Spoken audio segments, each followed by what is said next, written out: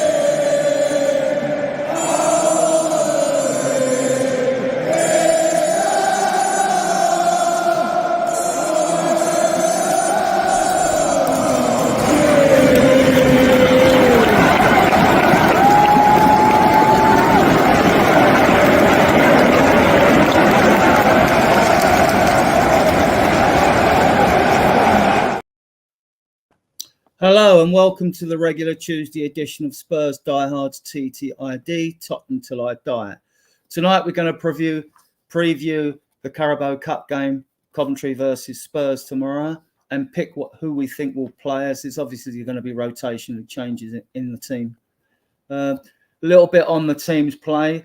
Coventry lie 14th in the Championship on 5 points. They played 5, won 1, drawn 2, lost 2. In the last game, they drew 1-1 away to 5th place Watford. So we'll now move on, and we know that we've won 1, drawn 1, lost 2. We lie 13th in the league. Yeah, and we've had a poor start, but this is a cup game, and I'm sure we all know there's going to be rotational changes. Yeah. So I'll introduce the guests first, and then we'll go through our theories on who's going to play. So, Phil, how are you, mate? Yeah, I'm all good. The pain is slowly going away each day that goes by from the North London derby. So, yeah, it's some quick turnaround of games now, which is good for the team and for the fans. So, they need to rectify the wrongs in the game coming up. And I'm sure they will do that. I'm sure they will do that against Coventry. Mod Mark, how are you? All is good, Adrian. All is good after the weekend. You can't really. Just like Phil said, we got another game tomorrow. Just please let us win. Please. Well, me and Ellie were at that game. So it's always worse when you're there than watching on television. Yeah. But it feels sore. It ain't very nice watching at home either. So, admin Ellie, how are you? Yeah, I'm recovering from my fall. That's one thing for sure. But I went to the Spurs game and it was such a bad experience because I was just above all the Arsenal fans. So that was a nightmare in itself, right? And we lost the bloody game, didn't we? So it was like a nightmare right from the start. From the start, first 10 minutes we were all right, but then, it was one of those games that you just didn't want to be at the end of the day. But I'm always at the Spurs Arsenal games, regardless. But when you lose, it's so hard to take. Yeah, especially the third one on the spin. A bit of pill, don't you? Yes, third loss on the spin at home to them. It's just not. I know. Good enough, but... It's so dire. Eric Dyer. Yeah. And now we have a chance to put things right tomorrow evening. His name. Should we say hello to the let's say hello to the chat. Yeah, Graham. Right, let's go into the comments. Graham's in there. Graham's in there. Yeah. And evening, Graham. Ian Graham and Peter Kahagias from Australia is in there. Yeah. Slow that Liverpool 1-0 down. Five. Both good friends of the show. 5:20, and he must have nearly finished then. 5:20 a.m. Bloody Yeah, hell. He does nights, and he's paramedic. He's a paramedic. Big up for that. He's Big up for What that. I'll do to assist you guys, I will put up the squad. No Mikey Moore in this squad. I didn't take him out. But he wasn't even playing tonight. The under-21s are playing. They were 1-1 at half time. I was watching the game. Obviously, we've got the show on now, so I'm not watching it. It's on in one of my windows in the back now. I might click to it now and again just to see what the score is.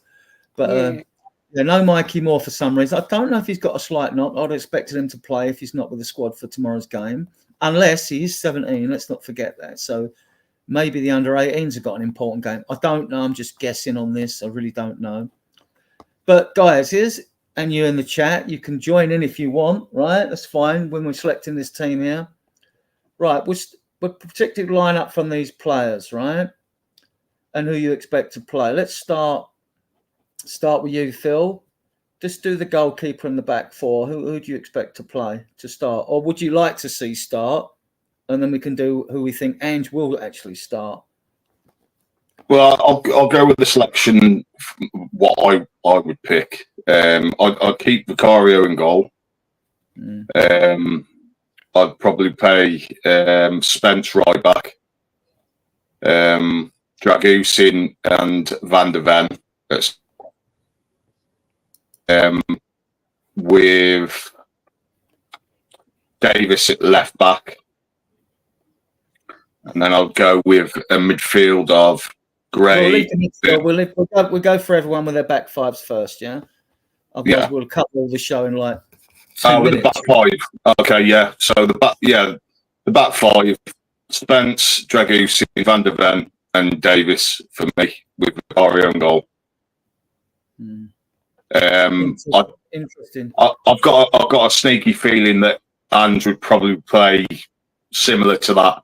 I think he wants to give some minutes to players that haven't played so far. So in likes of Dragusin, Davis maybe, and Spence, I think will get a game against Coventry. Yeah. Mark, goalkeeper. 20 more minutes Peter's got. Well, about 15 now, I expect. Big up, sir. Right. Your doggy, Son, Romero, and Madison should be rested. But I'm not sure about your doggy, but I mean, I agree with the other three. Yeah. Right. Well, keep Vicario in goal, definitely, because me and you were discussing this, Adrian. Goalkeepers don't sort of burn out, do they? I mean, they don't run about a lot, do they? And so they don't really need rest. The back four. I'd like to see Spence get a game at right back. Please be right back, not left back, because he's not a left back. You've got to give Dragusin some game time, or else he's going to think, why the hell did I bother signing? You know, he's going to get... we've seen it already. His agent was kicking off, wasn't he, about him not getting game time. So him and Van der Ven. Yeah, Van der Ven. And... I'd put Davis in there. Honestly, I would. Yeah. Oh, so I'm the same as Phil. I just went a roundabout way of saying it. Ellie, your goalkeeper and back four? I'll stick with Vicario because Forster is crap. Sorry, Forster. Yeah. Well, yeah. He's about my age, I think. Yeah, he's a bit old and slow. Yeah. And then I'd play Dragusin at right back. I would, because he's played in that position many times and he's a fabulous defender. Not the quickest, but he's a very clever defender, and he anticipates very well and his tackling's fantastic. So I'd put him in. I'll put Romero, Van der Ven and Udogie. That would be my back four. No Spence then? No, I wouldn't. I think Dragusin's a more accomplished player all round, and I don't know, Spence, he divides fans' opinion and he divides my opinion as well, because I haven't seen enough of him to make a solid statement that I'd love him in the team. So I'm going to go with Dragusin because I've seen him and I see him against Newcastle. You wouldn't play Dragusin in his preferred position then, Ellie? No, I'll play him right back because I think he can do that position. And he's played there before. Yeah, I was going to say. Yeah. He's solid. He's solid. Yeah. I like him. I like him as a player. I like his attitude. I like his doggedness. And he wants to prove a point. So I think it'd be a fantastic idea to put him in. Interesting call that is, Ellie, because, I mean, to me, any of our right-sided players are better defensively than Spence's, even though Spence's looked good in pre-season going forward. You know, I still think he's suspect. I have the same worries about him. The only downside to playing Dragusin there, I mean, I think he could do it comfortably, but the only downside to it is, can he play inverted? Has he got, does he have the ball, like the passing in that role? Do you know what I mean? Like a Porro does. I'm not so sure he could do that role as well, but he would be solid there. It's just going forward for me. Do you think this Destiny passing is quite good, but maybe not as good as Porro's in terms of quickness, but it's accurate. It's accurate, and he's very good at passing because I've seen him play that role before, and maybe he's not played an inverted role, but I think his passing's up to scratch. Just put it that way. Yeah. Phil, and we'll go around you three as well. Do you like Destiny alludes to the fact that he thinks that Udogie may be a bit burnt out? We know he hasn't had a proper pre-season. Yeah, any pre-season. Any pre-season, basically. Yeah. And I think he may be rushed back. On him and said he's not on point. I mean, do you think he's I said this? Yeah, I said this, Adrian, like a couple of shows back, that Udogie doesn't seem himself. He doesn't seem match fit, and it doesn't seem to be getting any better when he's playing. Which I thought would be totally the opposite, to be honest, because he needs the match fitness, but he just looks rusty to me. He looks way off it. So I think he could do with a rest. And I think we need to start putting players in these types of games. Oh, he's gone. To be into the starting 11. Yeah. Right, let's give you mine. I would go with Vicario in goal. I think you have to just keep playing him. He did play every game for us last season, saved us loads of points. He's coming for some criticism. I get the criticism. Need to see more of to see if that criticism is completely justified. I don't even go with all the pundits out there that start talking about this, that, and the other, because it's just too small a sample for everything at the beginning of the season. 4 games is never enough to judge anyone on, in my opinion. And I'm one of those that doesn't judge a player till he's in his second season anyway. Because I was brought up on there was no one season. You didn't rave about someone too much, in case they were a one season wonder. So I usually judge the players on their second season. Then they're established, or should be. Yeah. So I would go with Spence because I think you've got to give him game time. Otherwise, why were you keeping him and all this? So I would go with Spence on the right, even though I think he could still be a risk, but he could make a point in this game. Then if he was that good, in theory, you could eventually, if you needed to rotate that much or for injuries, you could in theory then play Spence behind a Porro's playing in midfield. But that's just a theory. If things would have to go pretty bad for that to happen anyway. Then I would play Dragusin. I wouldn't play Romero. I'd rest him. I'd play Dragusin because he needs to get used to be playing in his normal position, the right centre back in the team. So I don't like the idea of keep switching the players around. If you were going to play him at right back, I'm not saying you can't do it and he wouldn't do a good job, like Ellie said. But I like to see players playing in their rightful positions first. And then really, if you're moving him to right back, it's not saying a lot. I mean, all right, in a cup game, I could see you doing it as a one-off, but when you've got the likes of Porro, you know, and even Gray can play there or whatever, then like I think something for a league game, I don't see it happening. But then what do I know, right? Left centre back, I would still play VDV. I think this is a game he should be able to cruise through without stressing himself out. And it's not that I don't like Davies. I just think if there is a question of goalkeeping confidence, I think Vicario would be happier having more regulars in front of him. I'm not saying Davies has been a very good servant for this club. And at left back, I would play Udogie.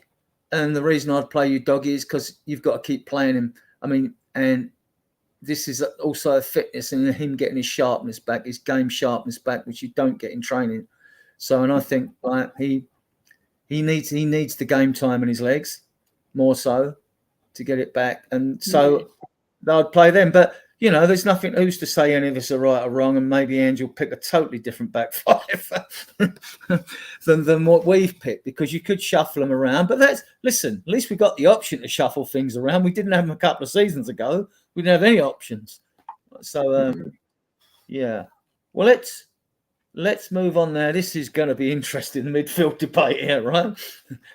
Phil, pick 3 for the midfield, mate. Now, bearing in mind, I know we're going to rotate here. I'm sure we will. Go on. Yeah. For me, Gray and Bergvall have got to be in that midfield. It's just who's. I think you have to play Bentancur for me. I think he has to play with Gray, and then I would play Bergvall in the 10.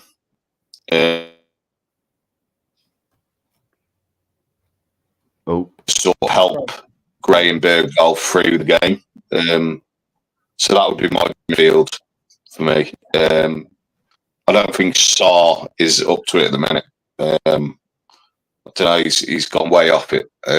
So Bentancur is our best midfielder, and I think you can help them too in the midfield.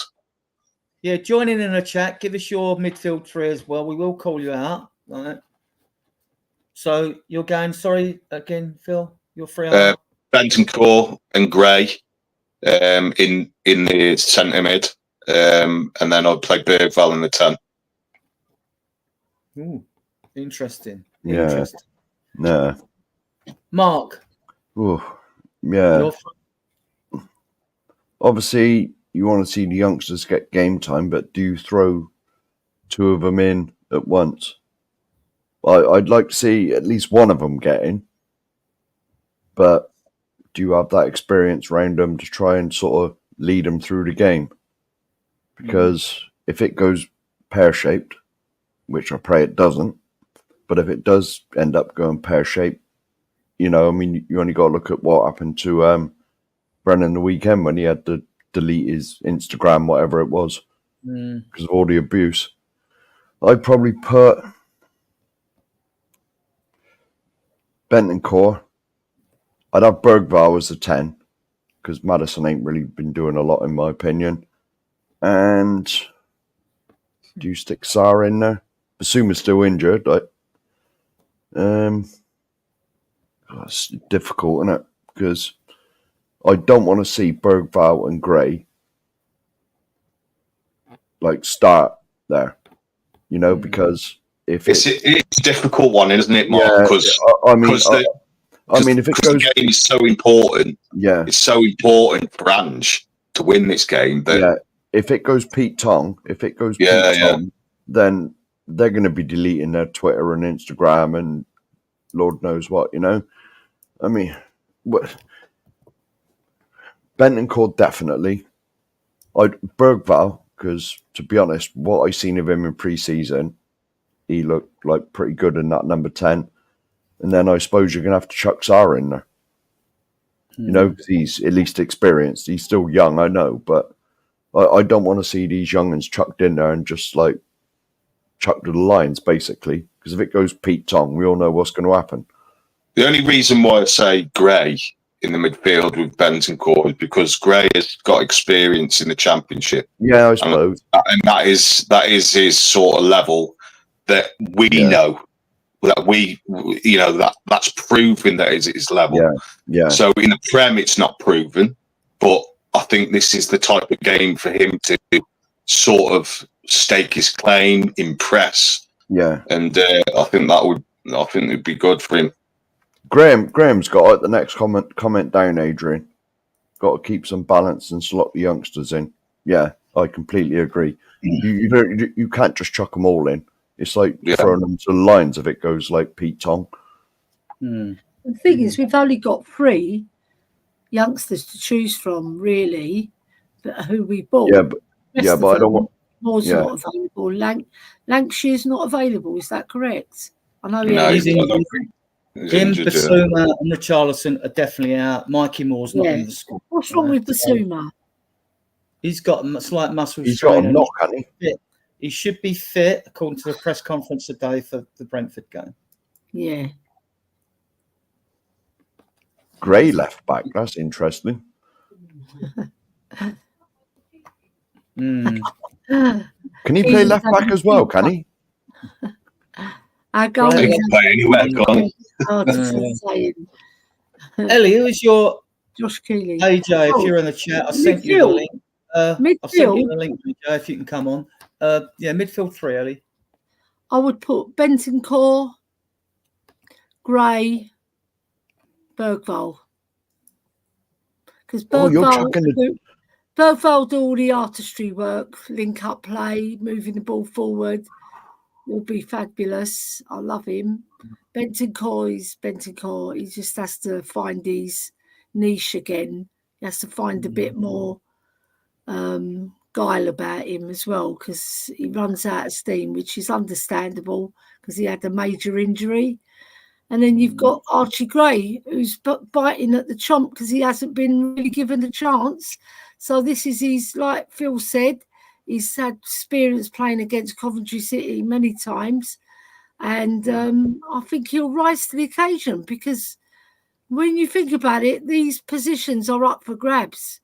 The first teamers, they're no way sealed their fate in the first team, because against Arsenal, they dropped off big time.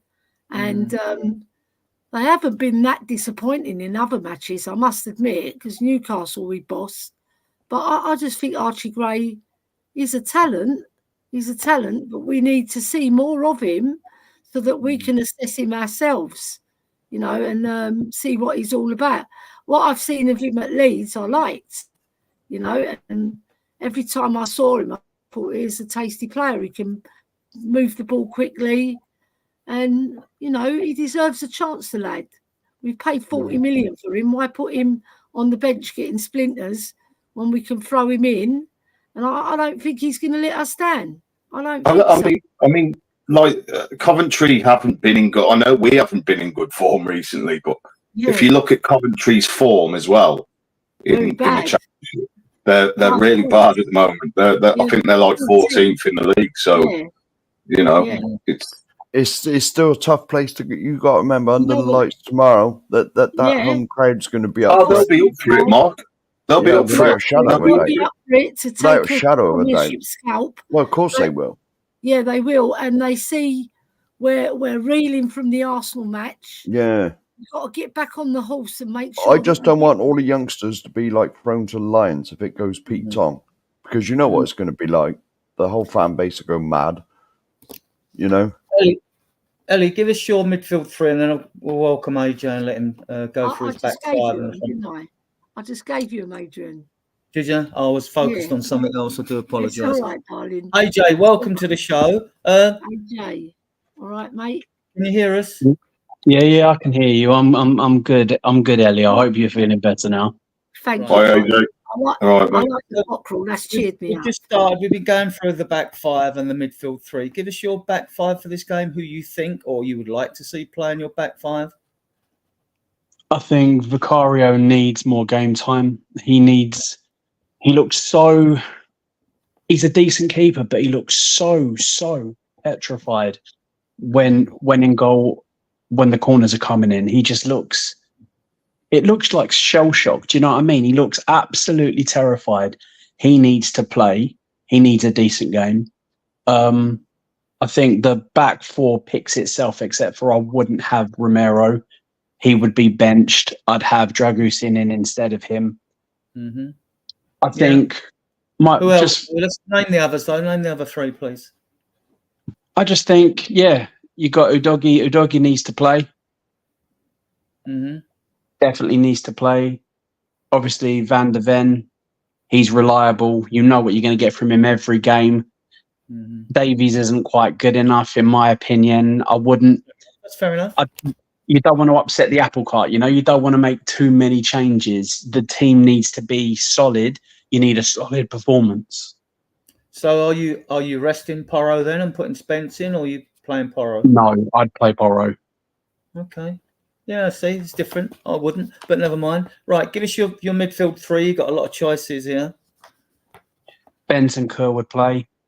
Do we know if Basuma's back yet? Is Basuma still out injured, or is he recovered? Brentford. He's not playing tomorrow. He won't be on the squad. He's not playing. Okay, so Benton Kerr, Kulusevski, and Bergvall. I would have Bergvall in for Maddison, or I wouldn't play him instead of Maddison. Obviously, Kulu would be the most advanced, but those would be my midfield three. Nice. Yeah, I mean, very strong. If I'm going to midfield three, because they need the time as well, I'm going Bentancur, Sarr, and Gray, and it would be quite a solid midfield for an away game. So Sarr's not been on point yet. He hasn't got his game up to speed yet at all. That's what worries me, though. Do you really want to chuck Sarr in? Coventry are no mugs. It's a potential banana skin, but it's a team we should be beating comfortably. We should be 2-0, 3-0, 3-1 at the most, at the worst, rather. I understand your concerns, but there'll be enough on the bench to change things if things don't go well. Besides, Sarr needs to play himself in. This is the thing with him, Udogie, who hasn't had no pre-season. Sarr's not on point, and Udogie's just lack of sharpness, really. So, so I think this is the game you would play him in. I know it's a League Cup game, but it's still a game you think, right, where are we going to give him game time? So, but I get that. Makes sense. Yeah, but look, knowing Ange, you'll pick a totally different team to all of us, right? You pick 9 strikers. Well, I remember Marino saying once, you can't put 9 attackers on the bench, so you get where he comes from. People always go for the sexiest players in the squad they've got that aren't in the first 11, want to put them all on the bench, you end up with no defenders. Yeah. All right, let's move on. Let's move on to the front three. Now, this will be controversial. I'll pick mine, and I don't like the three I picked, but I think they'll be the ones that'll be picked. Mark, come on, give us your front three. Come on. Can you put? I don't even know who's of it. Right, I'll give you the what's name. I'll give you the band. Yeah. If you can stick that back up. Right, it's got basically Werner Johnson. Yeah. It's got to be Solanke. It's got to be Solanke up top on it, surely. He ain't even scored yet. Who'd you put out on the left? Bloody hell. Odebert, probably, I would say. Yeah, and see, Son, Solanke, and Odebert. Well, it's a shout. I don't think it will. Well, no. Well, I've said this for ages. Son is not a winger anymore.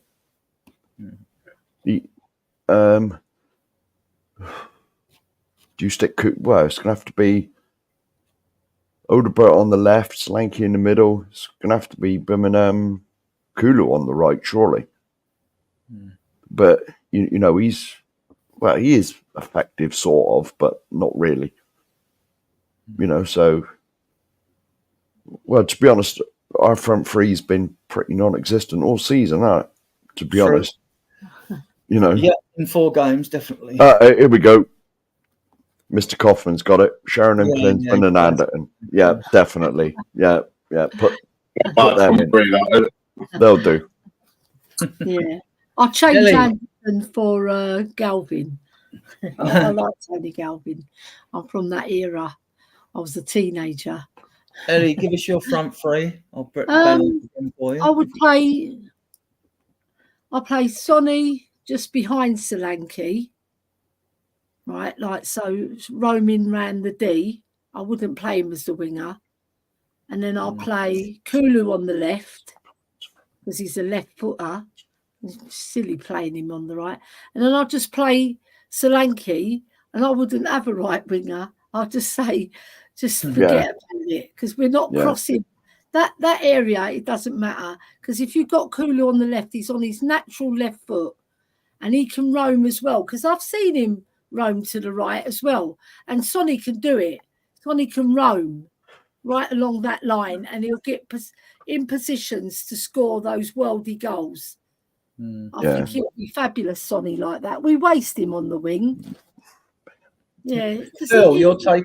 Go on, Karen. Finish what you're saying. You know, it's just like a lost baby out there. He's just waiting for the ball, gets bored. I could see it, right? So he was making these intelligent runs, and Romero wasn't finding him against Arsenal. I heard him scream, high-pitched, because when Sonny gets angry, his voice goes an extra decibel in a high pitch. So I heard him because I was right close. All right. So, yeah, I would do Sonny in the roaming role. Yeah. Big up Dan and Ben in the chat. Yeah, Ben's got some great options here. Glenn Hoddle in the midfield on his own. Yes, definitely. That would be fantastic. And back for Rose Goff, Mabbott, and Doris the Tea Lady. Yeah, that'd do. Yeah.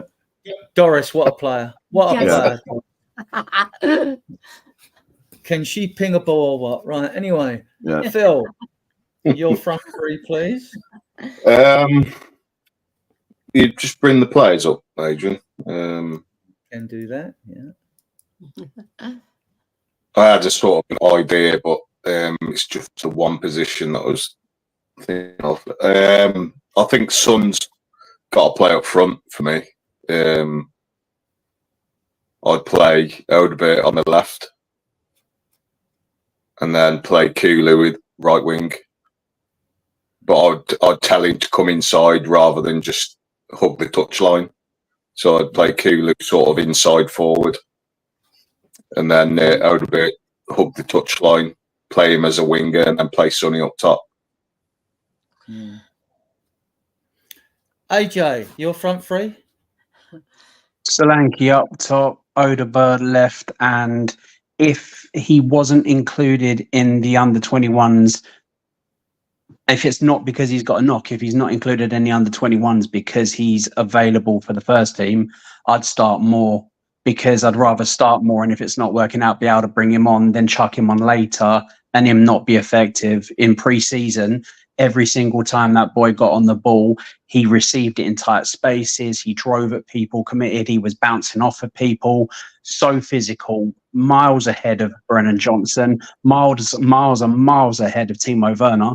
Son, in my opinion, doesn't deserve to play after his lackluster performance as the main man for our team and as the captain. Nobody covered themselves in glory on the weekend. Nobody covered themselves in glory. But when your leader, your man on the pitch that you're meant to look to lead you and guide you and spur you on, little pun there, Spurs.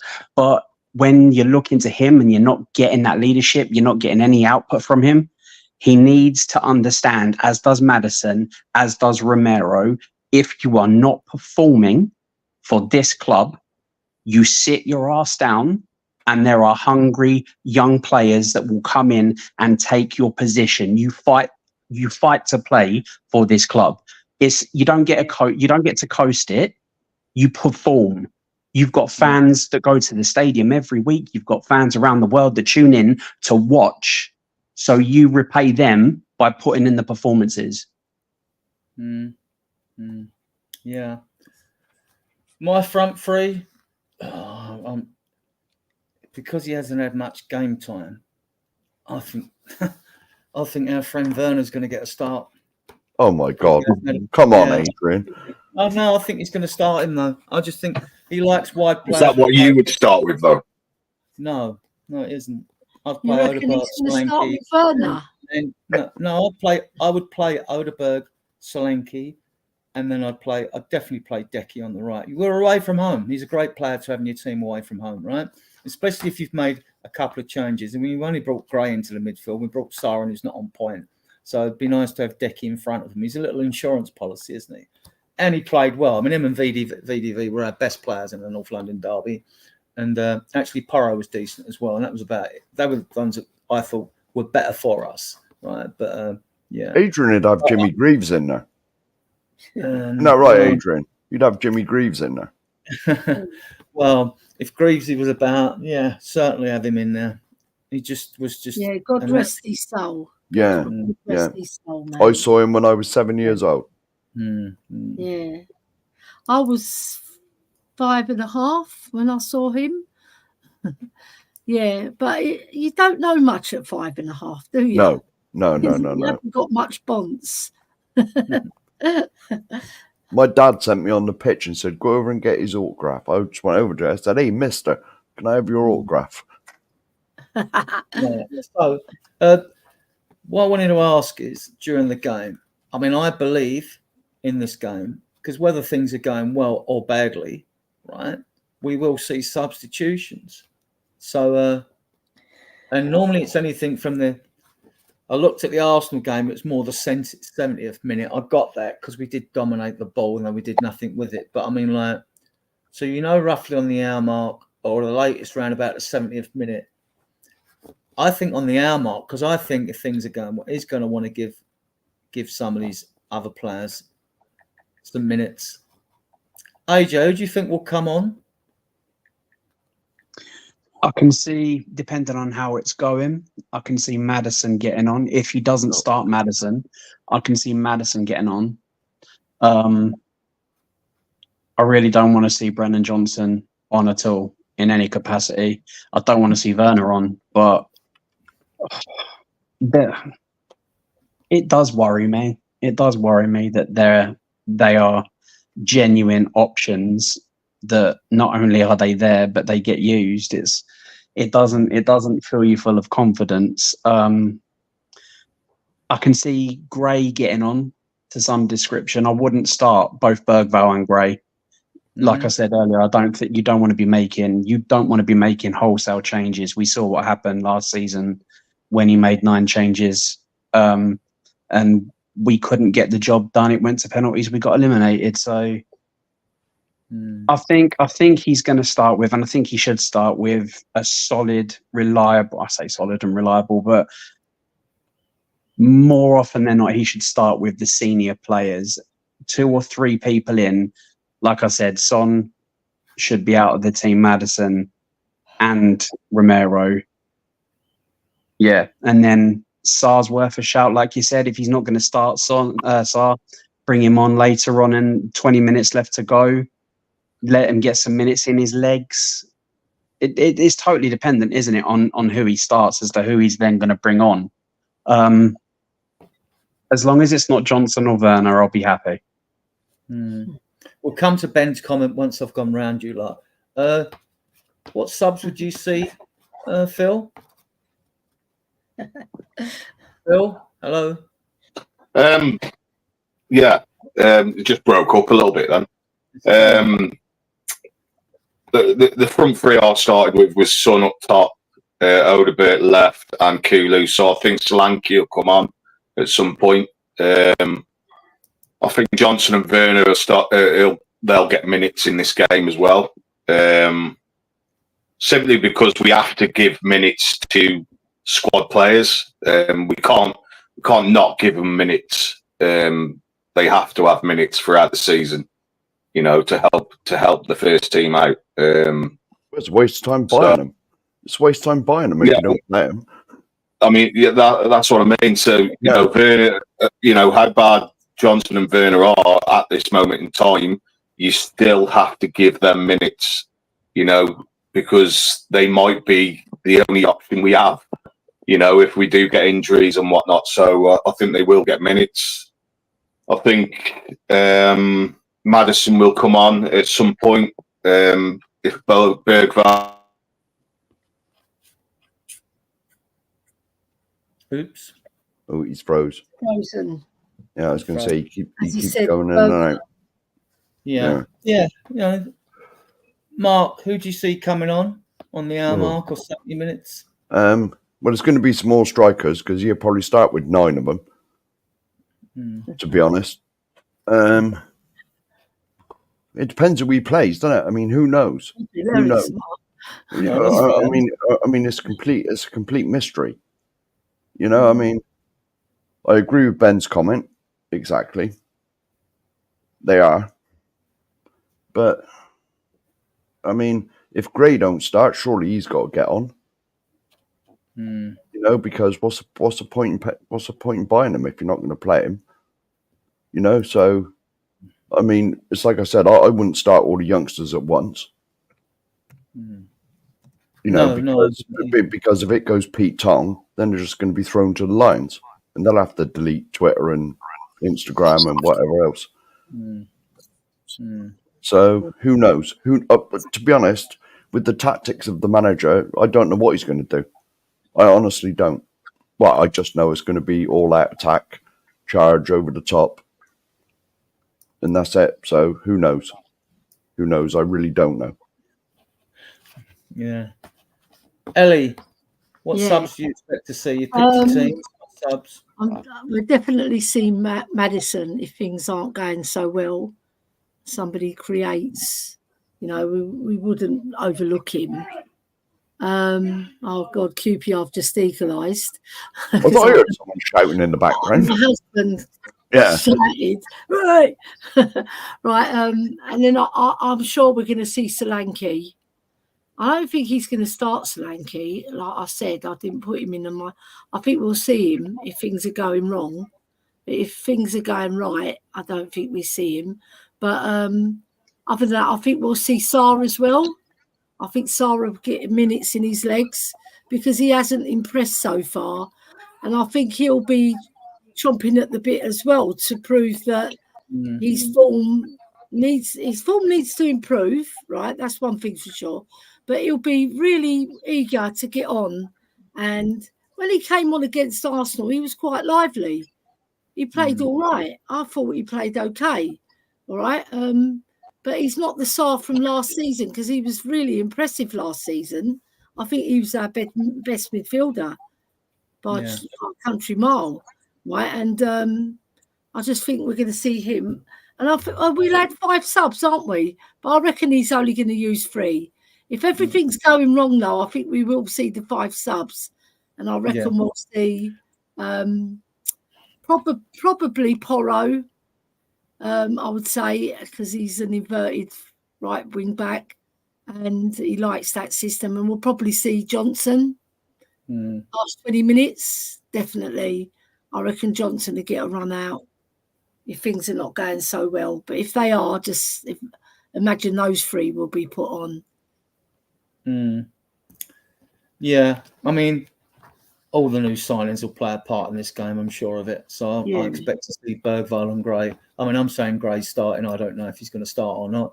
If Gray doesn't start, then Bergvall will probably start. Probably one or the other. I don't think he's going to, because if Dragerson starts as well, you know. So Tom seems to think he is. Tom said he's starting apparently. I don't know where he's got that from. If you can put it in the comments, Tom, where this information has come from. Yeah. I mean, I looked through all the news feeds today. It's just rumours. They don't know who's playing, and Ange won't tell them. Ange has not told the press in his press conference. All he said that, like, all the players in that squad have got a part to play this season. So he will use them all, which we know anyway, because you're going to have to use the squad with the games we've got. So, you know, and some of them, if they take a good claim, they'll get more game time than others, won't they? Yeah. So, and that's what you want a competition tomorrow. I want to see signs of people pushing people for their places. Yeah. Ben raised the point earlier. I'm going to bring it up. Inverted fullbacks are. We're not monetized yet. You can say it. See, I wasn't on board. I wasn't on board with that at first because I thought it was quite exciting seeing the fullbacks come into midfield and then switch, and like you see Porro in midfield, then you see him on the wing, and then you see him in defence, then you see him. It was quite exciting to watch, but then it wore thin when it wasn't working because Do you know what? It's not the system that doesn't work. It's the players within the system are not disciplined to hold their line. Because if you lose the ball in transition, that's when the problem starts. Because you have to bust your gut to get back. Yeah. And some players haven't got the fitness or the guile, or sometimes they don't have the, oh, sod it, I'm not running back. We saw it with Basuma last season, right? He thought, no, I'm not running to get back against Luton, and they go and score, right? So it's ill discipline that creates this Ben saying it's shit. So I think if the players were better and they were more disciplined and focused and actually ran back when they're supposed to run back, then it would work. But I'm with Ben, actually. I think it is pretty shit. I really am. It's all right if you're in Celtic and you've got the best team anyway. Yeah.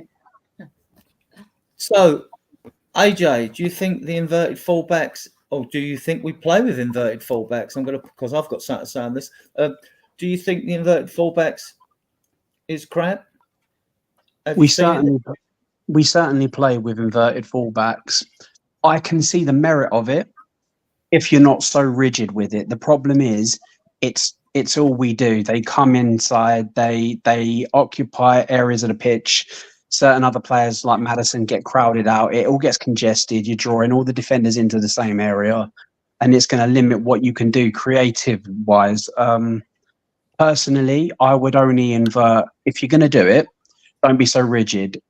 One of them should invert, and that's Porro. He's the better footballer. He's better technically than Udogie. Udogie is a solid, powerful runner.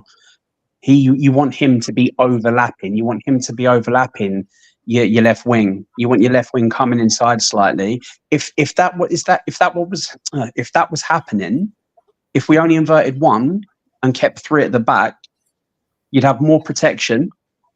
If you lose the ball in transition, you'd have more protection, and plus you could then utilize Maddison out playing in that left-hand channel, because Maddison isn't a winger, but he likes to play on the left. If you've got Udogie overlapping and he's putting in crosses, making those runs on the outside, Maddison can play from that left position. Then it means that certain other players are impact subs and they come on and they're not going to take up the places that are going to cause everyone headache. So I think it works if it's not done as the only option. If it's varied, if you switch it up a little bit, I think the inverted fullbacks work. Phil, your take on inverted fullbacks? If not, I'll go to Alan. Yeah, I don't think it works, to be honest with you. I think it takes away a lot of Porro's and Adobe's game going forward.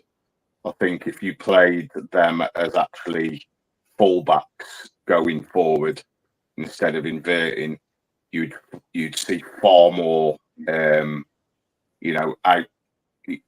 outtakes from them going forward. For me, I think we totally take away a lot of their game. So for me, it doesn't work, and they have to be going forward instead of inverting. It clogs up the midfield as well for Maddison, for the two centre midfielders, where they should be having space to play around. And yeah, it's so rigid for me. It's just, it doesn't work. Alan, your take on inverted fullbacks? And welcome to the show, by the way. Well, thank you for having me. And hello, everybody. Hello to the chat. With regard to inverted fullbacks, I don't mind them. I just don't really like them in Ange's system. I think I don't think Destiny does a very good job of it. I heard AJ. I heard people saying that he kind of gets in Maddison's way. Maddison seems to like to drop back, and and the two of them are kind of really close together, and it just doesn't make a lot of sense. With Udogie coming in, it doesn't work very well. Poro, I can see you have one invert, the other not invert. I saw someone in the chat also saying that Poro and Destiny are kind of some of the better crossers that we have, because let's face it, our Johnson and Son have not been doing a great job of getting the ball into the middle. I think that was part of the problem against Arsenal, is that Solanke didn't really get much service to do a whole lot with, and whatever he got wasn't very good. I'm not excusing Solanke for anything, but I think that he needed more service, and I just don't see it working very well in Ange's system, this inverted fullback. And I don't think they're fast enough because they move up pretty far. I don't think they're fast enough to get back with this high line. They're just not. Kind of depend on our center backs, specifically Mickey Van de Ven, to just blaze his way back to catch up. And I think that's I just don't like that system. I don't like watching that happen. Good point by Liam Bellingham, I think. My thing on the inverted fullbacks, from watching the 2 away games on TV, is a bit different. You get a different perspective at the home ground. At the stadium, when I've watched both games, I haven't seen Udogie what I call invert at all. I've seen Porro come in and cut in and have the shots.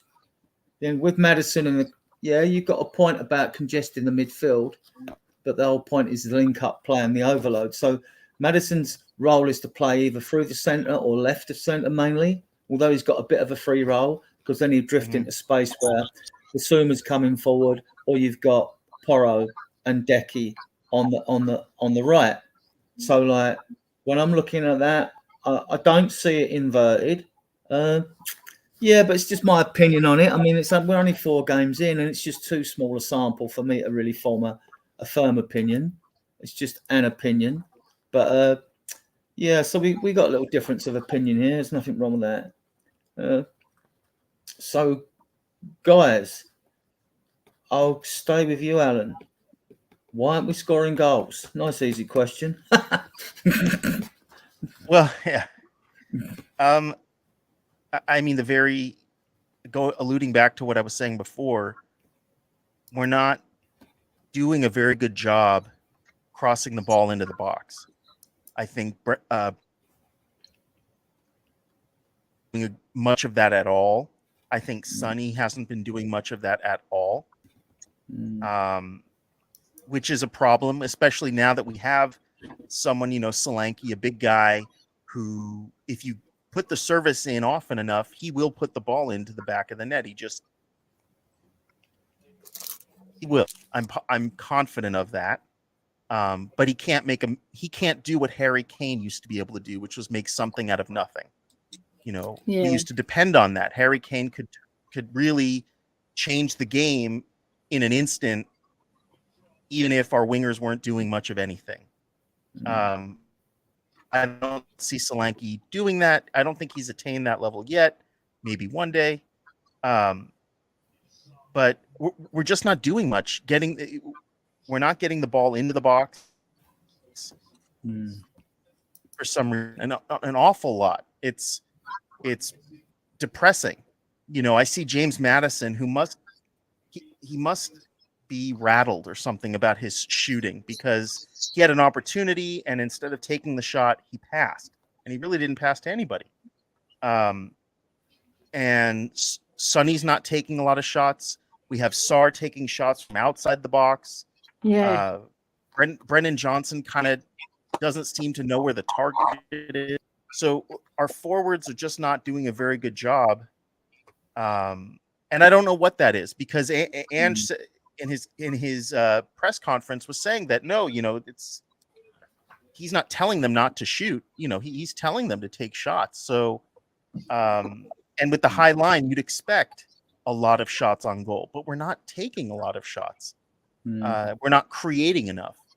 And as a fan, it's frustrating to watch because it seems like we're playing most of our game in possession in the midfield. Hmm. And, Phil. and yeah. Oh, go on. Sorry, carry on if you got something to say. No, I was going to say you were breaking up there. All right. I was just saying that, especially with someone like Sonny, you'd expect them to be taking more shots on goal, especially if he's in his preferred left side position. But he's not doing that. And to me, it seems like we need to think about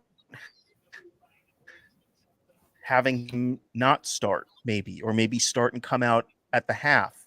Maybe he only is good for half a game now until he has found his way back. But I feel like we're playing people based on maybe like loyalty, like Southgate would do with some players. It just, you expect them to start, so they start. But he hasn't shown me that he's doing what he needs to do. If it was anybody else, I don't think we would be playing them to start. Ellie, you played as a creative midfielder for Spurs ladies. Why aren't we scoring goals? Because we're too predictable. We faff about. We don't get our shot off quick enough, and it gives them time to organise. And we're passing side to side, backward side. They just had to organise their. Well, they're a very organised defence anyway. Arsenal, they're probably the best in the league at defending. Man City give them a good run, and Liverpool if they're on form, but they are splendid in defence. And that's facts, Ellie. It's facts, Ellie. Arsenal are the best defence. They are the best in terms of defending, right? So we get to the box. And when we go to shoot, we take too many touches. Come on, get your shot off, right? If like Kulu, when he got his shot off, but he got blocked, and then the other one he got saved. So we're just faffing about. It's too much faffing about, and it's annoying, frustrating to watch. And as a big Spurs fan, like everybody else on this panel and everybody else in our chat and around the world, we want to see goals, and we want to see goals flying in. We're seeing the other teams scoring massive goals, worldies, and we've only had one shot out of the box that went in, Basuma, who's never scored for us. So that tells you everything. Right? And it's just annoying because you're thinking, just bloody have a shot. How many times did I say, shoot? Everybody's saying, shoot. And they don't. They pass it around one another, and then the chance goes. And it's all dead. Dead on its ground because we're just not quick enough at getting our shots off. Mark, your take on why we're not scoring goals? I'll give mine at the end, right? Go on. Well, I'll be honest. I find this system that we're playing boring. Okay. It's boring. It's side to side. And we used to moan about that with when Conte was here. Side to side, side to side, side to side. That's all we do. And we don't ever threaten. I don't know why we're not scoring, but the football is just dreadful. Like when Ange first come in, he talked the talk. He's got to walk the walk now. He says all the right things, but even the journalists now are starting to wind him up. Yeah. Because he's getting, and I'll tell you what, if you take on the British media, if you take the British media on, there's only one winner. I was watching Ben's show earlier, and they said there was Brian Clough and there was somebody else that could take the media on and beat him. I forget who the other one was, but definitely Brian Clough would. But I mean, the British media, they're well, you know what they're like. Jose Mourinho gave them a run for their money. Yeah, it was Bill Shankly. It was Cloughy and Shankly. Was, but then again, the media's not like it was then, like it is now. You know, because, you know, you got bloody Facebook and TikTok and Lord knows what else now. You never had that back when they were managing. You know, it was a bit of paper and maybe a phone call. You know? AJ, I'll go on. Carry on, Mark. Finish off. No, but that's all I'm saying. The football we play is boring. It's dreadful, in fact. AJ, your take on why we're not scoring goals? Do you think it's because of boring football, like Mark suggests, or we're still creating opportunities, but we're not creating as many opportunities as we should be. I don't think it's as much as the system as it is the tempo we're playing at. It's also turgid, so very slow and ploddy. You watch other teams, you watch Liverpool, Arsenal, City, Villa, right? Even Brighton, they get the ball, they come out from their keeper, and in 5 to 6 passes, they're already attacking the box and committing players and having shots. It takes us about 30 passes to get to the same. It's just so slow. And every time you have the players on the ball, walk in, pass it 5 yards to the left, pass it back, pass it 5 yards to the right. Each time you're doing that, you're allowing the defence and the goalkeeper to get set. Yeah. And the first thing you're taught as a defender, the very first thing when you're just a nipper, is to be in the way. If you are in the way of that ball and the goal, that ball can't go through you, right? If you're in the way, if you're blocking off that path, you're doing your job. You learn other things as you go, as you get older, and your understanding of football expands. But the first thing you've got to do is get in the way. We're allowing that to happen with the way we're playing, the speed we're playing at. Every time the ball shifts, you watch them in unison. Whoever we're playing against, they just drop to the side. They just shift to the side. A few yards left, a few yards right. It's predictable. Yeah. That needs to change. We need to be playing at a faster tempo. But I think the formation, the setup we play with, it suits fast-paced football. When you're allowing a team to sit in, especially a team that is as good as Arsenal, right? They are solid. As a team, they're solid. And as a defence, they're the best defence around. Okay? You're not going to beat them by playing slow side-to-side football. You're not even going to test them. You need to be putting them under pressure. You need your fullbacks to be taking them on, your wingers taking them on, driving at people quickly, committing defenders, stretching defenders, creating space. So players like Maddison, Basuma, Bentancur, whoever's arriving on the edge of the box can be having shots. But yeah. I understand what everyone's saying. It is boring when you're watching slow, ploddy football. We don't want that. We want quick, energetic, front foot, fast-paced football, and we're just not getting it at the moment. And also, what they do a lot, what I've noticed, is that they pass the buck, right? So they got the ball, and instead of taking on their player, they pass the buck, right? They pass it back, they pass it nowhere, you know, and they don't want to take on the responsibility. Yeah, no. The responsibility's gone because they think if he makes a mistake, he's going to be dropped next game. Yeah. Not me. Yeah. No. I was watching, obviously, the game on Sunday on Sky, and there was a stat that came up after about 20, 25 minutes, and it was pass completion. Ours was like 91.8% or somewhere around there. And I looked at it and I thought, what sort of stupid stat is that?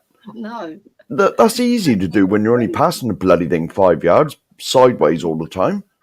You know, how many clear-cut chances did we create Sunday against Arsenal? Answer, 0. 0, to be honest. I would say Johnson's one. Well, we might have had one, but Johnson skied it into the north because stand. The one that Solanke had on his head, they looped it too high. Well, exactly. They should have done it with a bit of power. Yeah. Right, a bit lower, and then he could have powered it in. Easily. Yeah. He had a chance as well where he took too many touches and should have had one touch, bang. That's all it could have been. Yeah.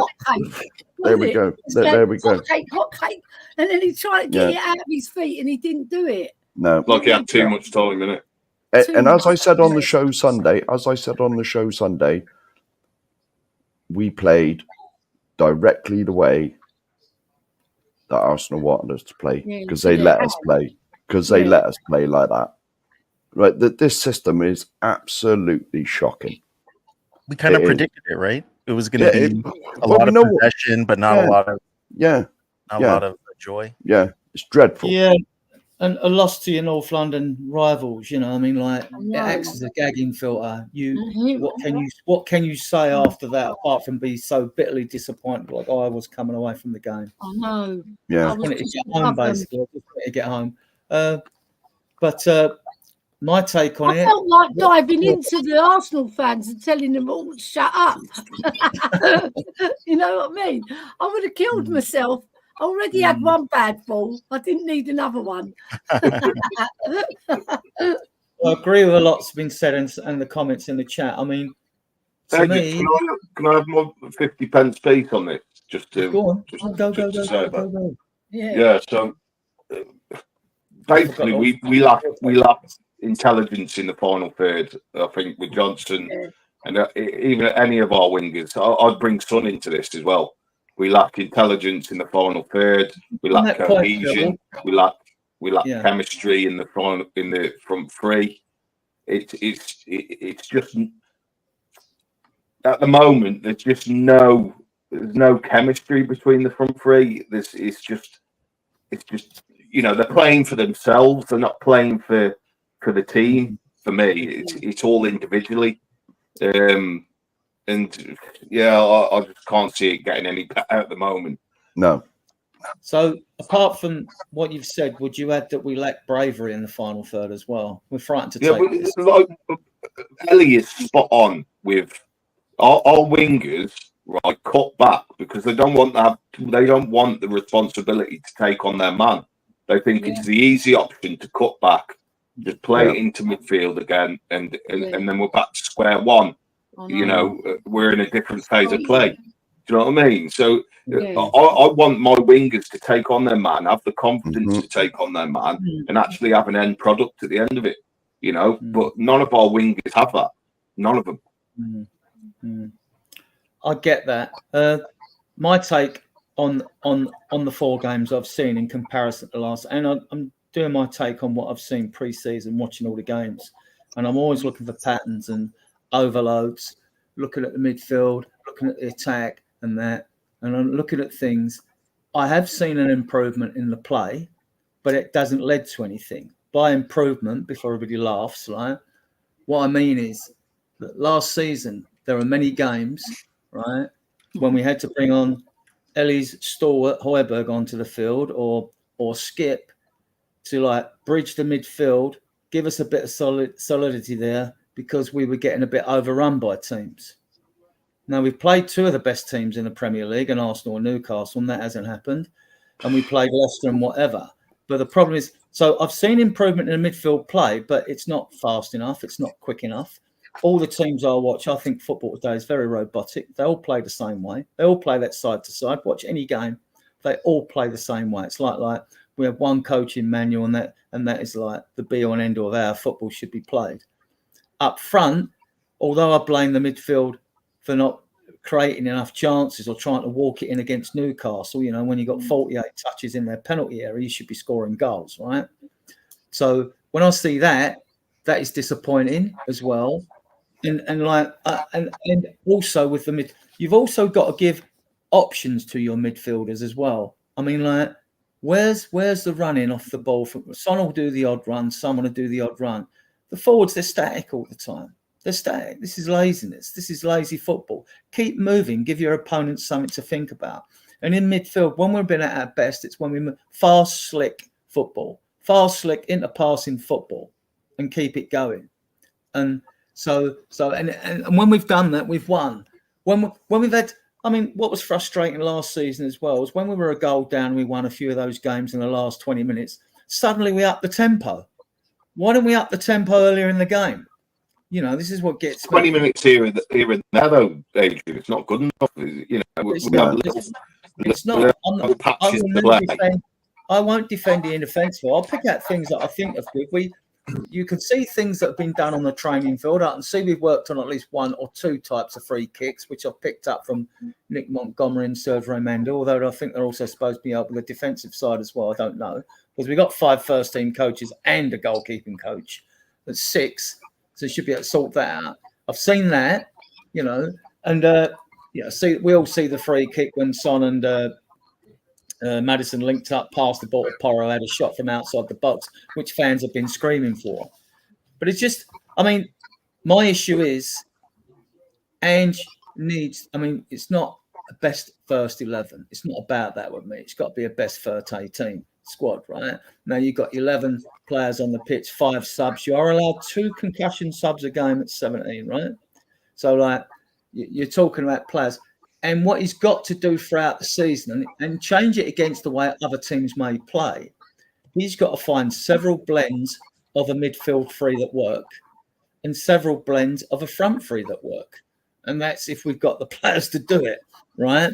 But at the moment, as you said, rightly said, our front three, Phil, our front three lacks cohesion. I've seen little bits here and there, but nothing to inspire me at all, to be honest.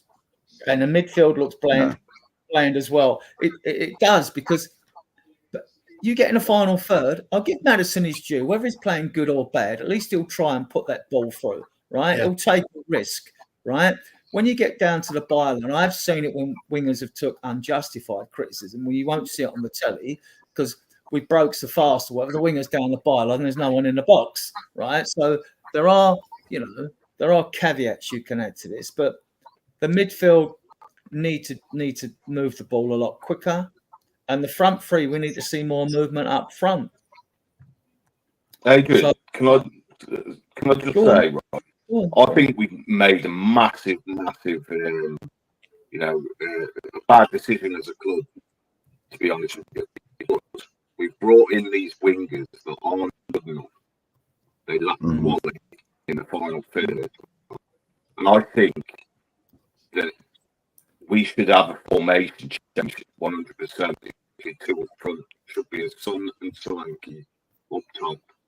And with us doing that and being better as a team, we brought these wingers in and we wouldn't be able to use them because we wouldn't be playing wingers in that sort of formation. So I think we're playing this formation that Andy's playing, and it's totally wrong because there are wingers that lack quality, and his system is reliant on good quality wingers and good in the attacking play. And we don't have that, and we're a lot stronger if we didn't play wingers at all and just play Son and Solanke up top.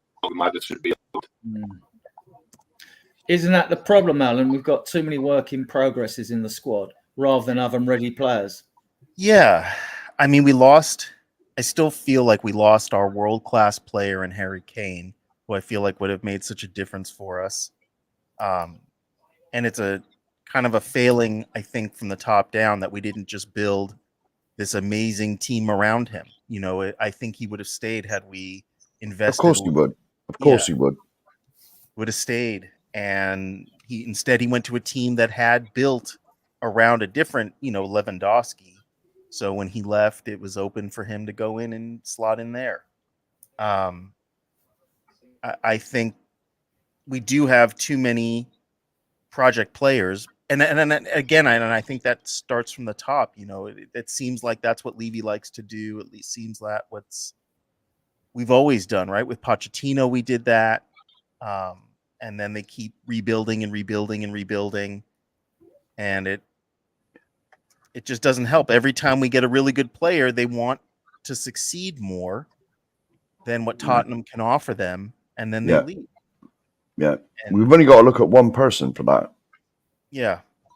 The man at the top.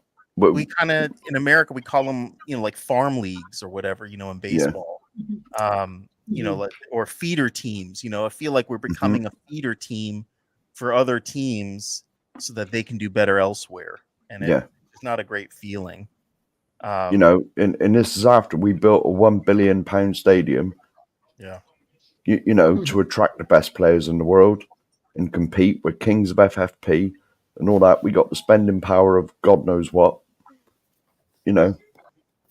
Mhm. Oh, You know, when you're building something constructive, right?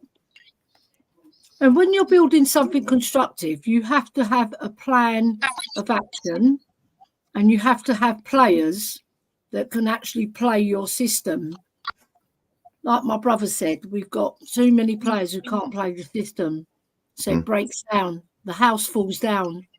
Yeah. You have to start. You have to start again. So Postecoglou has to really look at what he's doing and stop being so stubborn. Yeah. And actually, because we've got very good footballers in our team, we have. There's Yeah. some very, very good technical footballers, and they're being stifled because they're being played out of position. They're being asked to do things that they're not. It's foreign to them, Yeah. and they haven't adapted because. I know we say we're only a year and a bit into the project, but you can see that it's getting worse rather than better. Yeah. Oh, it's a downward spiral. Our Yeah. form. Like If it's like I if keep you posting see in. signs of Yeah, it getting better, Mark, innit? You I go with a plan. I post in everyone's channel in the last 32 games. We've got 44 points. Now, if you Yeah. round that up to 38 games, say for a full season, at this rate, we'd have finished probably 9th, 10th. You know, because 50 points. If you say 50 points for 38 games, that's more or less mid-table. Yeah. You know, and it's not work. I mean, but all right, I've been on here like slagging Ange off and this, that, and the other. You know, but if he just adapted to not play his way, but play to our strengths, whatever they are, you know, it'd be a lot different. All this like gung ho nonsense, like 9 forwards and all that, it clearly doesn't work because we've been found out time and time and time again. We didn't, Mark, I mean, I hear what you're saying, but we didn't do that against Arsenal. I thought we were, if anything, I thought we were cagey, even though we had a lot of the possession.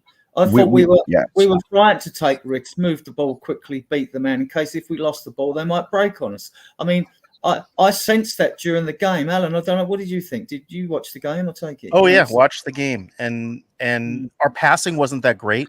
I felt like we gave a lot of balls away in an attempt to move up the pitch. Destiny didn't have the best game. I think Saka kind of had his number through, at least 4 times I saw Saka figure out how to get past Destiny. Our passing, although we had a lot of the possession, just wasn't very crisp. And I thought James Maddison did okay. Look, we weren't really creating a lot of opportunities in general. We just weren't.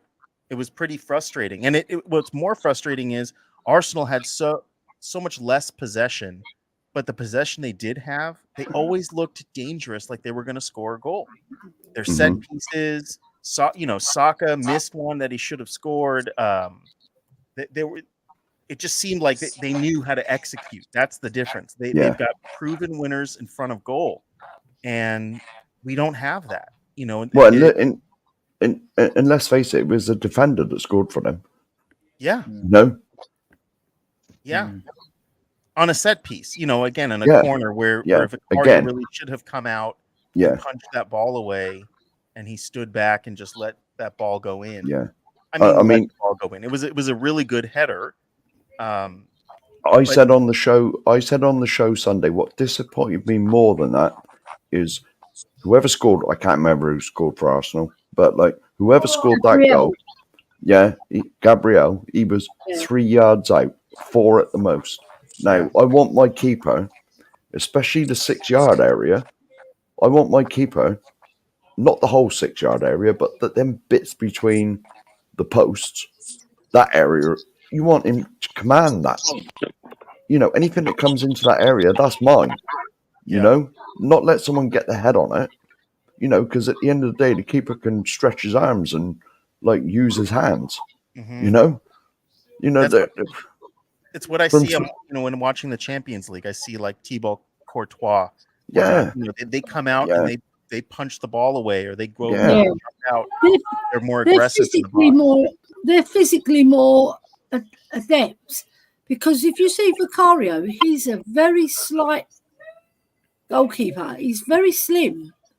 There's nothing to him. Because I've been behind him and I'm thinking he's a very fit player and he's very agile, which a player needs.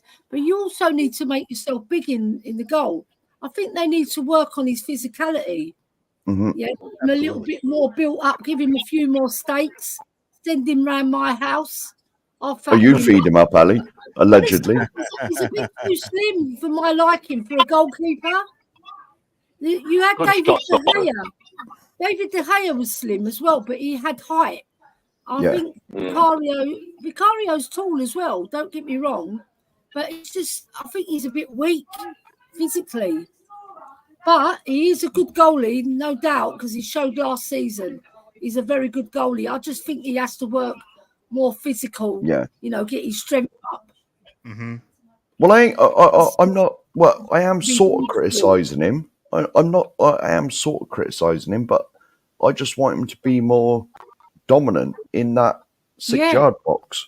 You know, because Rob Birch has got his job cut out, then, isn't he? Rob Birch is the goalkeeping coach. He's the one. Oh, is he? I don't know. Yeah, Earn your crust. Send him round Ellie's. They do enough when the goalkeepers are together. They usually get them together in the group and they're all practicing diving one way, the other way, shots are coming. So they do all sorts of work. But if you make a basic error during the game, all that work goes out the window. Yeah. I mean, he is a very good. He played every game last season. He saved us so many points. Mm-hmm. No, there's a justified critique on him. To me, he was our best player last season. But the reason I say that, even though fans would go for Romero and VDV because VDV looks the sexier player, right, and scored a couple of goals towards the later into the season, so he got all the plaudits, as did Romero, because goalkeepers rarely get them. But remember, VDV was out injured for part of the season. So was Romero, and Romero was also suspended and all that. So I thought, well, the fans. See, that's the thing with the fans at the club. They voted VDV probably their player of the season, but fair enough. I disagree. I think. Well, let's face it. It doesn't really matter. I mean, you vote for your best player, so you're not really saying any of the three are bad anyway, are you? You know what I mean? So the keeper's never going to get that, though, is he? Probably not. Unless he's Peter Schmeichel. Well, yeah, but you know what I mean. It's very rare that a keeper will get like player of the season. It's normally a striker, to be honest, isn't it? Because how many times did Harry Kane win it? It was either Harry Kane or Son, wasn't it? The creative midfielder. It was Harry Kane or Son used to win it year in, year out. Yeah. VDV as a defender winning it is I will say last season they also, when was it? Was it the Chelsea game or was it the Newcastle game when we all discovered as a group, not just the other team, but us, we all realized that Vicario has that weakness to set pieces. I think it was the Newcastle game. And it's not changed. He's still weak to set pieces. Yeah. So in the Man City game in the FA Cup. Yeah.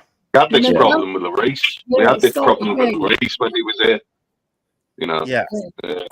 Yeah, Lloris also wasn't. We wanted we wanted more of a sweeper keeper, right? He was Lloris was just pants at kicking, though, wasn't he? He was in his prime. In his prime, he was a hell of a keeper, but it's just unfortunately he tailed off in the last 2 or 3 years he was with us.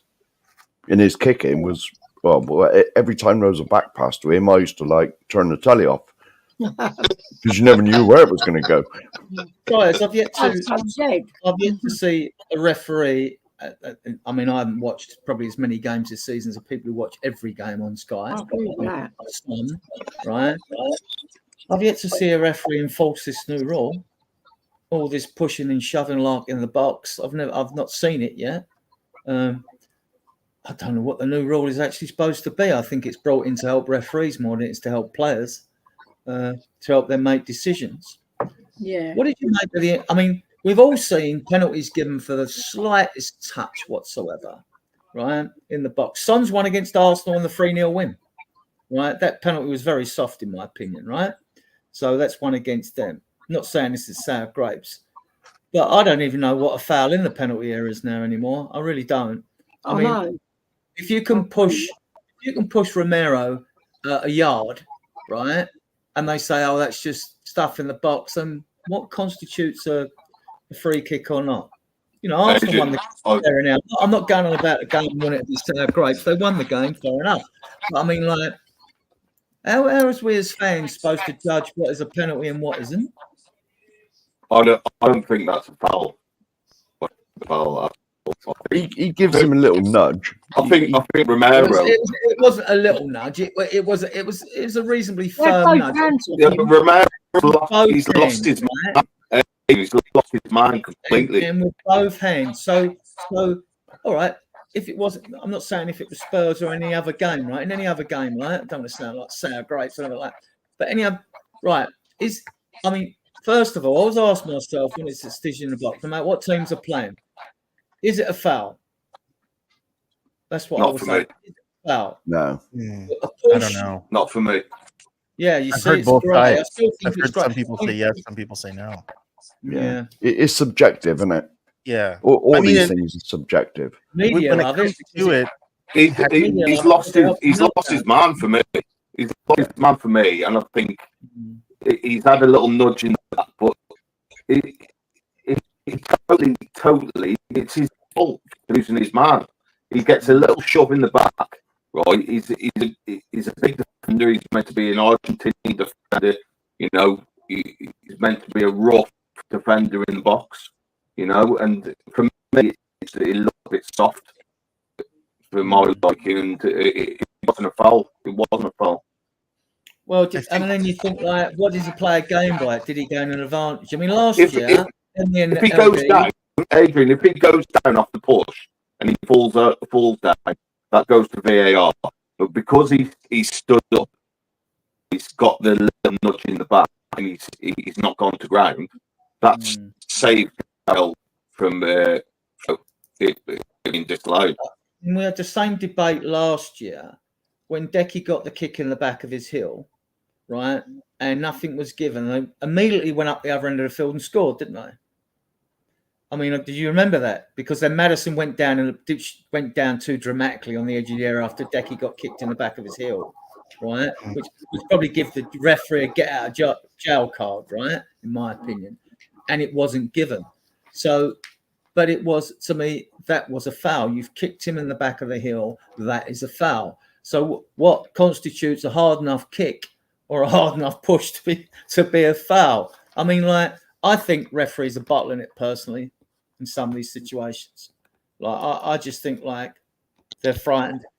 I guess the depressing thing is that we're depending on a penalty there. With all the possession we had, we should have had enough goals where even if Vicario had made that mistake, it wouldn't have made a difference, right? Same with Newcastle, same with the other. I think Ange was right when he said we had a lot of possession. We got enough into good positions, which we did because we didn't get dominated. We haven't been dominating any game this season so far. May yet happen, right? Probably will, but we didn't do nothing with it, did we? No, didn't do nothing with it. I mean. Yeah, we really do need someone to step up and start putting back. I think everyone's of the same consensus. We've just got to do things a lot quicker. If you do them quicker, the opposing team don't get a chance to get too well set to defend against you. So why the hell would you give Arsenal time when you know they were the wrong team for us to meet at this time of the season? Obviously, now it's easy to say that now. But I mean, like, so yeah. And like, we should, if you're going to beat them, you've got to do things quicker and try and catch them off guard because they are very good defensively, and we just didn't do it. Man. Well, we did. Yeah, the way Kane is playing now, it's just, it feels even worse. Yeah, we got in good positions once again. We got in good positions. Like they're getting the ball into the box so that he's getting penalty goals as well. But they're obviously drawing the fouls in the penalty box. So I think that's part of the problem.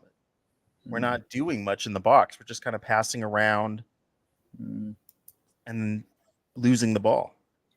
Let me Yeah. know. I would Bayern like to- Munich, but Bayern Munich 8-2 up, Man United 7-0 up. Yeah, And It's Harry gonna- Kane's got 4 allegedly. Yeah. yeah. Who I are don't- Bayern playing? I've just I- watched that. The I will have a Arsenal look. goal. It wasn't a foul. It was soft. I don't think so. Dynamo's He had his hands on him, but he sort of let go as well. So I just watched it close up. So I don't think the referee saw anything in it because there was a lot of shoving. I saw that. A lot of blocking from Arsenal players. They were very clever to block our players from getting there. Yeah. He lost his man. He lost his man completely. Yeah, he did. Do you know what I mean? Yeah. He's at fault. He's at fault, and he's been at fault for a lot of the goals this season that we've conceded. Yeah. Bayern. And I'm Bayern. one of his. Let's I'll praise him. Let's talk about Romero then, because like there's been talk today. I don't know if you've seen the media. Spurs offering him a 200 grand a week contract to renew because by the summer comes he's down to 2. My attitude is with any player, I would care if it was a Glenn or I'd be lying then. But I mean, like you get down to your last 2 years and you don't sign, we sell you anyway. We sell you. Yeah. Right? We know he's not on his best form, but we also know he is a quality defender. But we are justified in criticising when he's not on point, right? And he hasn't been.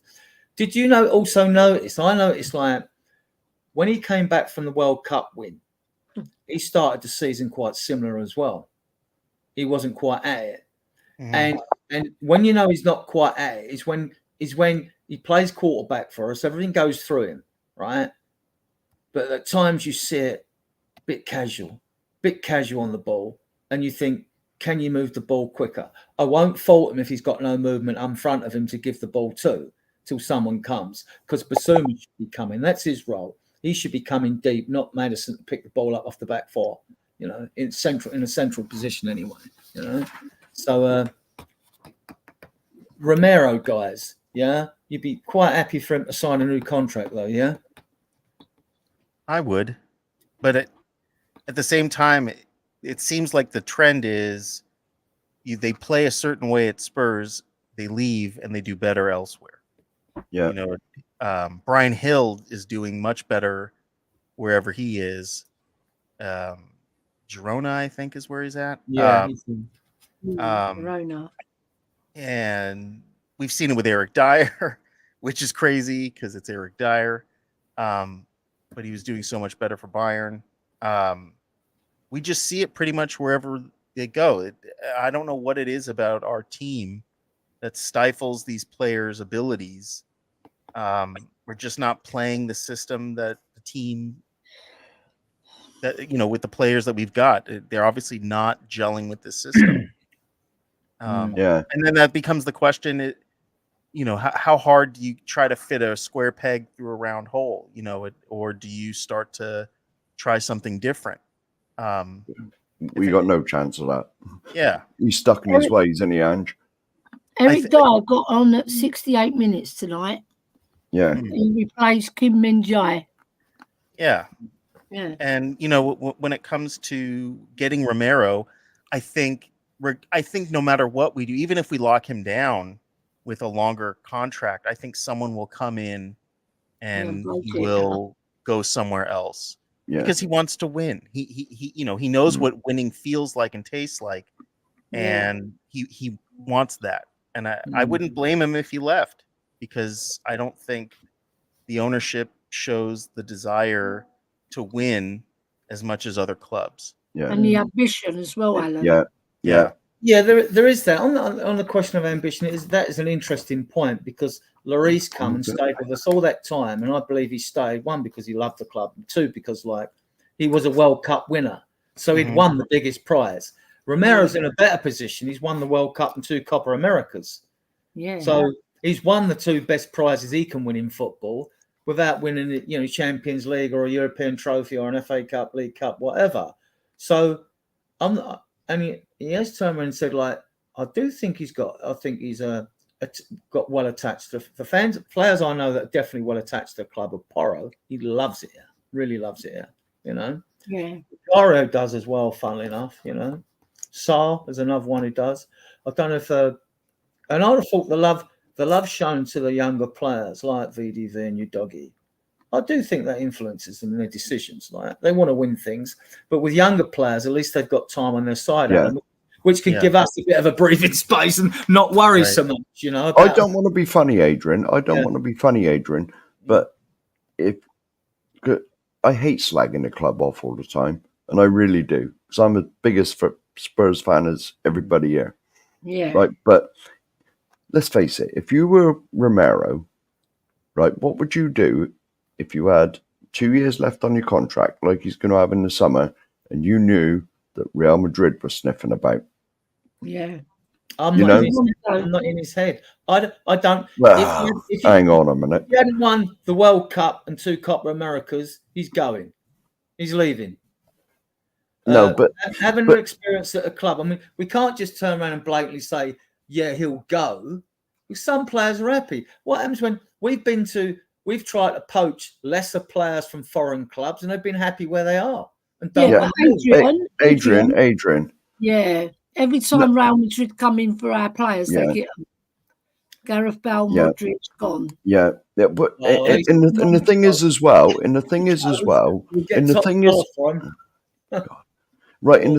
well, Adrian, right, you got to think, right, if Romero gets the 2 years left on his contract, and we see the likes of the signings that we're bringing in, I'm not slagging any of these players off, mine, so before I get shot to death in the comments or whatever, the likes of Archie Gray, Bergvall, Odebert, and people like that, it's not really much ambition there, is there? Now, if he was seeing the likes of Eze come through the door, Ivan Toney, he scored tonight. Yeah, well, teams like established players come in, and and suddenly you think, well, hang on a minute, they might be building something here. In my opinion, this is only my opinion, Romero's got no reason to sign an extension to his contract. None whatsoever. Because, let's face it, if Real Madrid come knocking for you, you're gone. You're gone. That they've done it time and time again. We're still we know his contract's running down, but we're still in unknown territory because we don't know where Spurs will come round about January. I mean, I expect us still to be in the Europa League because it's 8 games and the knockout stage doesn't start till there. So that will be on the squad's minds as well. We don't know if we'll be in the League Cup after tomorrow. It's not a foregone conclusion, is it? We should be. Certainly not. We should be in it, right? And like the FA Cup doesn't start to the first week in January. So like I get the disappointment. I'm as disappointed to lose the first North London as anyone is at being at the ground to watch it, right? But I also I take a general overview of things. Like this is 4 games, and it's like too small a sample for me to judge our season's really. I was going with season with hope. I've got to believe it. I'm fully engine. I will say that because I don't want to keep changing managers. I believe we've got to stick with this guy all season, and I don't believe he will go. And the reason, even if we were to lose a Brentford and people start getting nervous or more nervous, how nervous they are, I don't think so, because I think the Europa League gets you Champions League football, and I think while we've got a sniff of that, he's okay. So that's the reason I think he'll see whatever happens. He'll see the season. He don't need the money. He doesn't need the money, and he's 59 years of age. So he said he could be sunning himself on a beach, but he loves winning games of football. So, I think he's totally committed to the club, and you'd like to think so. Well, yeah, no, he is. In his demeanour, he even gets prickly with the press. You can tell, if not, he would just wilt. I mean, I don't believe he's broke or nothing like that. I mean, I just think that, Right, okay. You never know, because Levy, he's got a reputation of putting the hammer in and shopping. He has. And if he feels in the ground the tension of the fans, he'll chop him. He will. Oh, yeah. Because I trust Postecoglou wholeheartedly to bring us to a level, because this is, like I said, I made the comment earlier that I don't trust his system, but He needs support from Levy, because three 18-year-olds and a 19-year-old, not good enough. Yeah, I mean, I see it like, or however good they become. It's Yeah, not good exactly. First Yeah, team. Exactly. I think this is subjective as well. I think there's enough about this squad for us to climb this table. We'll climb it. People have different views of where they think we'll finish it. I think we'll be fine. I still think I've got good vibes about this Europa Cup. I think we'll finish 5th or 6th again. Can I just say, Adrian, like you mentioned just a minute ago, the sample size at the moment is so small, 4 games and all that. It's not 4 games, Adrian. It goes on to it goes back to when we lost to Chelsea and the decline started. Yeah. You know, as I keep putting in everyone's chat, 44 points from 32 games in the Premier League. As I've answered you on a couple of podcasts before, Mark, you got to those 10 games right. Okay, you're making a point. Where I disagree is where other managers might have started off with those results and gone on and won a league or a trophy or whatever. Other managers, none of them managers that have done that, right, would have had 22 injuries in the season. You would have lost 3 key players like Madison, Basuma, and Bentancur when he got done by Matty Cash. None of those managers would have had players away on international duty, right? Either, right?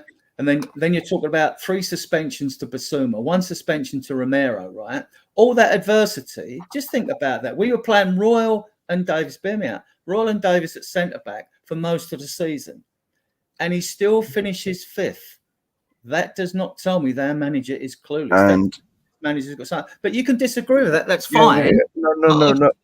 All I was going to say is, as it was explained Sunday, that Chelsea had a lot more injuries than us. All right, they got like 1,000 players in their squad. Newcastle had more injuries than us. Man United had. You'd have to bring them up. Besides that, what have their injuries got to do with us? Their injuries, their injuries have got nothing to do with us. I'm going to make a point here, guys. Right? When we got all our players back, we still went on a decline. Yeah. And we lost 5 out of 6 games. We're on a spiral. Your argument doesn't stand up, really, because we had all our players back. We had them all back and we still weren't performing, right? And we were losing game after game after game. So if the system's going to work, sorry, I've turned my bloody camera off, right? If the system's going to work, we've got to have consistency. You can't have that bad form. Like Mark said, 32 games, 44 points.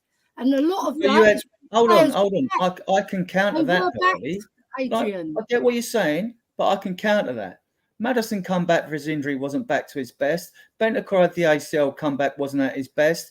When we were getting overrun, like I mentioned earlier in the chat, that we were bringing on Skip because we were struggling with injuries. We didn't have the players to bring on. We did bring your man Højbjerg on to hold things up. Sometimes it worked; it got us through games. Sometimes it didn't.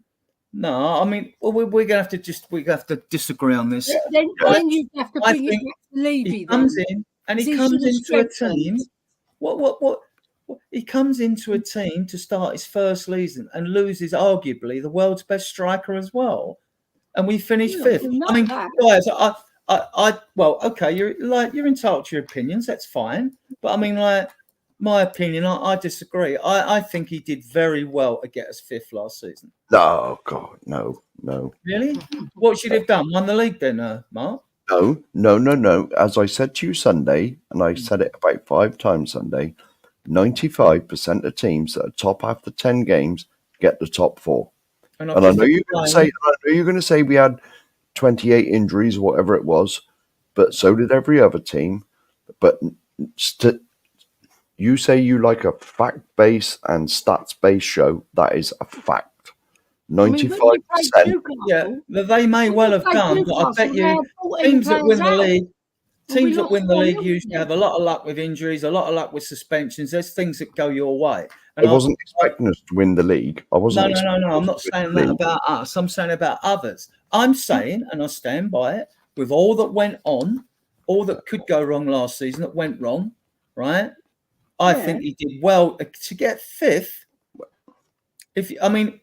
Spurs fans were saying there were a lot more teams there that were better than us that finished below us. Even if he got 4th, I'd agree with you. Really? But he didn't. Well, you've got like Arsenal, haven't you? You know, Liverpool and Villa finished above us, right? Who would have said none of those teams weren't better than us? No one, right? That's would they have said Newcastle were better than us or teams below us were better than us? Probably our fan base would anyway. So no, I think he did. I think he showed something about him. You know, Adrian, there's nothing about him. We're just saying it was disappointing. Yeah, Adrian. The thing is, though, after that first 10 games, there's been a downward spiral in our form and in the points we've picked up, and it's still continuing this season. That is the point I'm making. It's worrying. It is worrying. I can discuss last season's what I think was good and bad, and I was highly critical last season of lots of things in the teams and the players, right? When I thought was justified. But this season, you're 4 games in, and people are running around panicking like headless chickens already, you know. And it's not. I mean, I was brought up in a different era of football. We had a bit more patience than today. Everything's so fast nowadays, isn't it? You know. Like I was saying to you earlier, we judged the player on his second season, not on his first, and not on his first game either, or first 2. You know, I mean, now it's just the way the media is now. Everything's got to be instant success or instant this. It's just the way it is. I understand that, but it's not me. It's just not me. We haven't had any success since 2008, and before that, we didn't have any success until 1999. I was there. Let's get that in there. 2 League Cups. 1999, 2008. Nothing before that. Nothing after that. After 1999, we had to wait to 2008. Yeah. 2008 till now, nothing. And we've had some great players. Fantastic players. You look, Gareth Bell, Harry Kane. Harry Kane, Van der Vaart. 6 finals, only won 1. That's a bad record in my. You see, because he doesn't strengthen enough in the core positions that we need, so we're weak, and it shows. It shows over a season. It does, and then you come up against the best teams in the finals as well. Unfortunately, we have to play Liverpool in the Champions League final, Man United in the League Cup. Chelsea in the League Cup, they beat us, and then we lose to what was it? Bayern Munich, but not Bayern Munich. What am I on about? Man City in the League Cup. So they're top teams, and we haven't beaten any of them, and it shows in the league as well. Where we've only won 1 in 20 in the top 10 teams. 1 in 20. That's atrocious. That's a really bad record. That we've only won 1 game out of all those games against the top 10 teams, isn't it? If we want to see progression, we need to see that quick this season. Didn't we win 4-0 away at Villa last year, and they beat and like they finished above us? Didn't we spank Newcastle 4-1 at home? We drew away at Man City 3-0. I mean, but it's in the last 20, Adrian, the last 20 games. That's what we're talking about. That is a proper stat. I don't like going on stats, to tell you the truth. I do it with the eyes. Well, I'm an eye test person. Yeah, when you're watching Spurs, Adrian, are you happy? Much more happier than watching Conte and Mourinho, definitely. The thing is, even though they did well, even when Kane and Son got the record amount of assists and both got a top amount of goals each, I'm not taking that fact away. But you know as well as I do, being at the ground, Ellie, that counter-attacking football's great when you win or get a draw at a hard place, right? But when you lose playing that style of football at home, it's the worst, most painful watch I've ever experienced being a Spurs fan under those 2 managers, right? Yeah, but Adrian, I'll counter that by saying that Conte didn't have a squad that, and just got. Do you know what I mean? If he had the squad that we have now, I guarantee the football would have been a lot better. And we'd be higher up the league. He took the job and threw his toys out. But he took the job. He took the job. He's not a mug, a world experience. See, my argument with managers like that is the fact that if you're a world-class manager, produce an attacking football team. If you can't do that, I don't want a club. Apart from that, they're not a club DNA. They're not our club DNA managers. They're egocentric managers. It's all about them. I mean, they're not like, they're not our motto to dare us to do. They're not that type of managers. They're winners. Theirs is to defend and bore. You know what I mean? So they are winners, though, Adrian. Well, yeah. I mean, even they when weren't Chelsea given won the time league, to win with us. Mourinho, the poor sod, was sacked. Good. You should have gone against Zagreb, in my opinion. Good. I didn't ever wanted him though, but that's personal. Right? I agree. But he didn't deserve to be sacked before the final. At least let him lead the team out in the final. I think it was a disgrace that Levy sacked him. We don't know what went on behind the scenes, and we may never. He might have signed a gagging order, so he got a nice hefty payment, right? Which is probably what happens with most people. You keep your mouth shut and take the money. He probably told Levy the same what Conte done. No, and they're the owners. He called them out. Conte called out the owners, didn't he? Allegedly, I don't know how true this is, but did Mourinho got sacked because of money? Yeah, because if he'd have won us that League Cup, they would have paid him a lot more. Won 9 or 11 million or something like that in bonuses. Yeah, but do we not? It's like anything. That's allegedly. That's allegedly.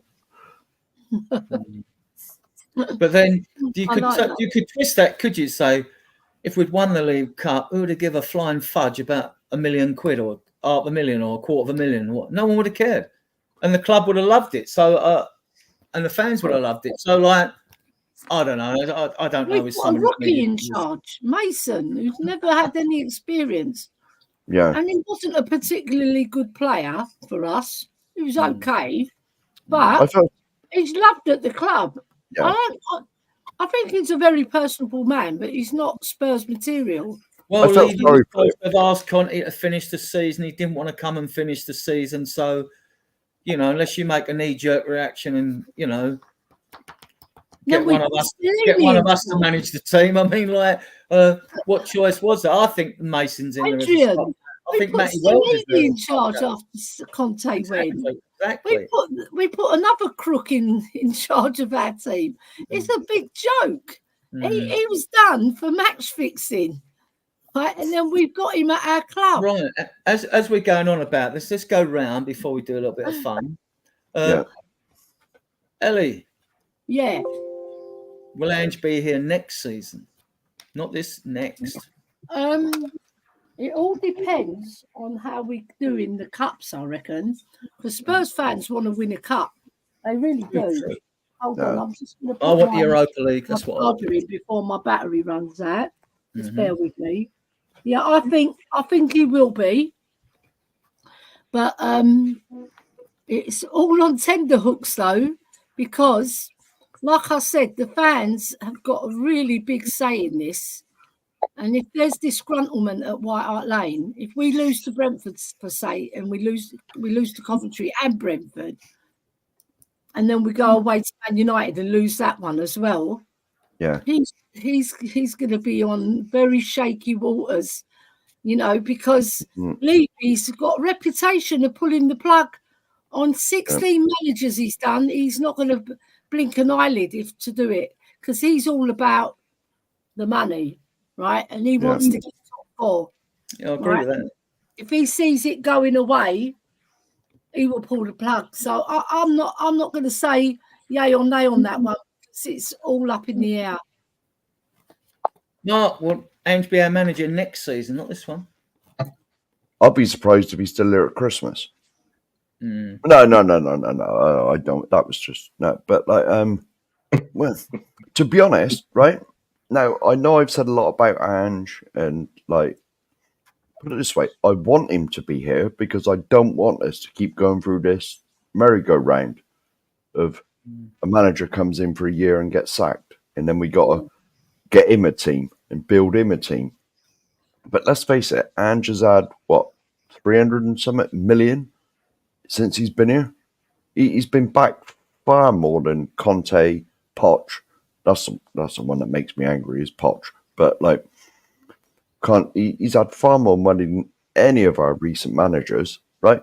But our form is on a decline, right? And look, I want him to be here. I really do. But I want him to make tweaks to the system. Tweaks. Because you don't see Pep Guardiola and all the top managers, Klopp when he was at Liverpool, you don't see them playing exactly the same way game after game. I mean, Man City used to tweak their system for us because we had the better of them. Like, when Conte and that was there. He does exactly the same game after game after game. And if he doesn't learn to adapt and tweak, he's not going to be here. Well, and what Ellie said about if we win a cup and that, Levy don't care about the cups. He only wants top four. Put it this way: if by Christmas, We want it, but he doesn't. if by Christmas we're 10th, 12th, somewhere like that, mid-table, and it's looking like we got no chance of Champions League, because that is what Levy's interested in. He wants the money flooding in, right? If we're 10th at Christmas and we got no chance of the top four, Levy will get his finger on the trigger and he'll be gone, because we know exactly what Daniel Levy's like. He's only interested in the Champions League money. For us to actually win anything, that don't mean a thing to him. He's not interested in that. As long as and he's already signed Yang, a Korean player, because he knows the Koreans bring in the money. Because I saw them in the Spurs shop, man.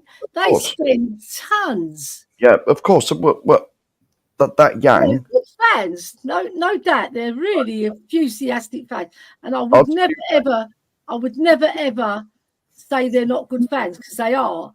I'll tell you now. Yang, whatever his name is he's a replacement. Is Son Mark II.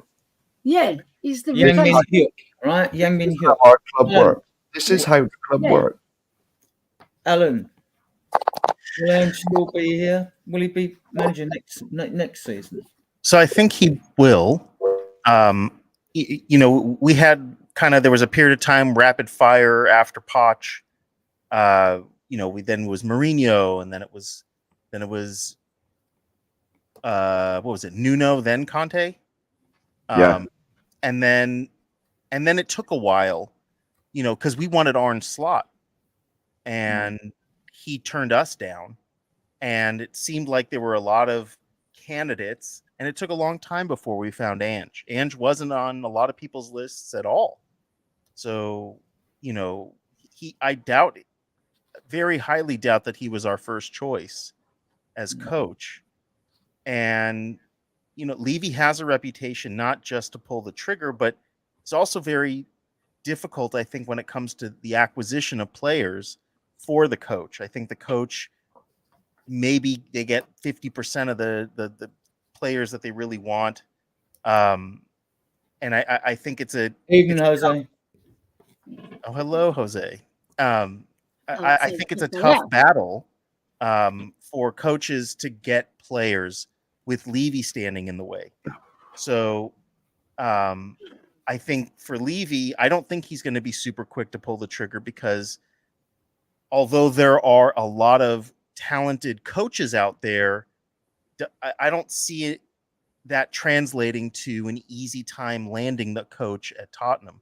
I've said I think the coach position, the head coach position, is almost untenable because of the way you have to deal with Levy, and in the end, you're never going to get everything you want.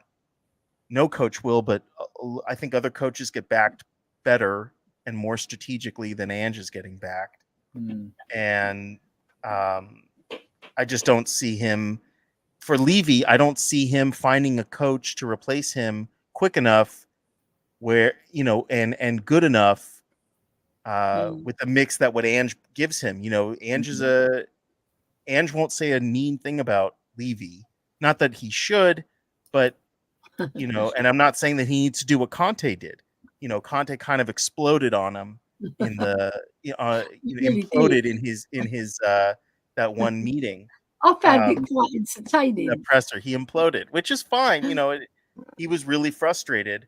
That's the best thing you've done. That's the best thing you've done. Yeah, but That he press was saying what conference. Mourinho was saying, which and others have said. It's the team is rotten on the inside. There's problems internally that need to be fixed, and I think that's probably, as long as Levy's around. Unfortunately, on the footballing side, it's just never going to happen. So it makes it almost untenable as a coach. Yeah, I regardless mean, of who has my it. thought was like we had a cancer comfort zone set into the squad at the training ground. They all got luxurious lifestyles, all had it a bit too easy, and now it's all been ripped up and torn apart. I'm glad there's young players in there just because they can be future, competition for places. If they play tomorrow, I hope they shine. The old transfers, I hate the transfer window, but with me, every signing at a club is a club signing, in my opinion, because every signing is done by a committee. Whether a manager agrees to the signing or not, it's done by a committee. No club in their right mind ever would give even it didn't happen with Mourinho, it didn't happen with Conte either. You don't put all your eggs into a manager and say, here's the transfer budget, you go out and get the players. Doesn't happen that way. Mhm. It doesn't happen at any club, in fact. It's always done by committee. So it'd be Scott Munn, Ange would have his role. It would be Johan Lang, director of football. It would be Max Leggett, now his first team coach. Rob McKenzie, who's overall scout. Sorry, Max Leggett, first team scout. So it would be done by a committee, and then they'll list players, and you won't always get your first choice, but they'll come in. But so with all these young players, they're not having ready, not happy. I wasn't happy when Johnson come in. I watch videos of players. I'll say the ones I like. He didn't do it for me. Werner doesn't. So we know there's what we consider to be a lot of ills with the squad, and I hope that they all prove me wrong. Well, I mean, we have like Aston Villa, I think, is a good example where maybe a handful of years ago they weren't even in the Premier League, right? They had just gotten promoted. Jack Grealish had then gone on to move to Man City, and so they lost their talisman player, and yet they still found a way within a couple of years to be ahead of us. How did they get to that point? What did they do in such a short period of time to be such a threat where they are a very difficult team to go up against now? And The thing is, 5 years ago they were in the championship. the thing is, Alan, if Levy had pulled another £4 million or £5 million out of his backside, we could have had Jack Grealish. Yeah. How many That's- goals did he score? Sorry? How many goals does he score? What, Grealish? I'll tell you. Well, he contributes to the play. Oh, It's yeah, not he's a ones fantastic player. Dembele didn't score a lot. No, but He we was have a too many fantastic players. It's player. like you've all seen my take on goal scorers. I said if we're bringing wingers into this club, they don't score goals. I said I don't care if it's Messi on one wing or Ronaldo. I don't want them. This is why I said how many goals does he score? I'm not saying he's not a good footballer. Mm-hmm. When we had the desk, when we had Dele, Ericsson, Son, and Kane coming up to the North London derby at the time, Dele had scored 16 goals. Kane had got about 20 odd. Son had chipped in, and Ericsson had chipped in. We had a front four. Now, I don't know how many goals we got that season, 17 season, when we finished second. I know when we finished second to Chelsea, we actually scored one more goal than them and conceded one less. And all the pundits always said, oh, the team that concedes the less goals and scores the most wins the league. Only Spurs could change that, though. You know what I mean? Only Spurs could change that. Phil, Yes. you going? I was going to ask you, will Ange be here next season? Just a short answer to that. I think he'll see out the season, but it all depends on league position. If he drops down that league, then he's a dead man walking, to be honest. I think Levy solely fixes his eyes on the league instead of cup competitions. I don't think it's all about trophies, it's all about league position. So if we keep dropping down that league, Ange's a goner. But hand on heart, I think he's going to see out the season. And I'm hoping that it all goes well for him and we do win a trophy this season. We all want that. Right, but Klopp lost 2 finals before they beat us when the referee robbed us with a dodgy handball, didn't he? Klopp in his first 2 seasons, like, you know, until they sold Coutinho and got a bit of money in, right? But like, he lost 2 cup finals, right? Before he wins the Champions League, and that's before he even won the league. Yeah. Right? So how much time do you think, in fairness, the manager should be given? But that's Liverpool. Liverpool I guess it buy just depends top players. on I've got to go anyway, guys. Cheers, Sorry. Phil. Thanks for Cheers, coming on. Phil. Yeah, night all. I'll get you Big back. up everyone in the chat. Well I done, guess it Phil. just depends on what type of Big luck. how they're playing and how the team is growing and adapting. I think, as Mark was saying, it, you know, that it seems like we're going downward, not upward. I don't know that I don't see anybody really improving that much. In fact, some players I think are playing worse. I think like for Destiny, I think Destiny's playing worse this season than he did last season. I don't think Johnson was ever very good to begin with. He has the potential, but the potential can only get you so far. He needs to develop more. And I know he needs game time to develop, but he's not doing it. He just, his mind doesn't seem really focused on scoring, right? His stats aren't bad though, Alan, because although we got the Grealish stats up then, the 6 goals and 10 assists, Johnson got 5 goals and 10 assists. He was only 1 goal. All right, fair enough. I've got Jack Grealish's stats, right? Someone's got them wrong. He said then, he played 20 games last season, scored 3 goals, 1 assist. So I don't know where that Lord Rodney Trotter.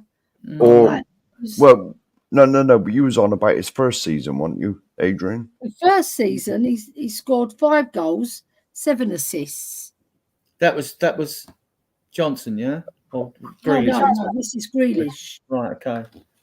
The fact of the matter is, Grealish is 10 times the player Johnson is, and we could have had him. We could have had him. Right, I'm not saying that, but this is what I get with players as well. I loved watching Ginola Waddle. We all did watching the Aaron Lennon things, wingers like that, right? Love watching them. In today's game, though, right? This is why I'm not a fan of Werner, right?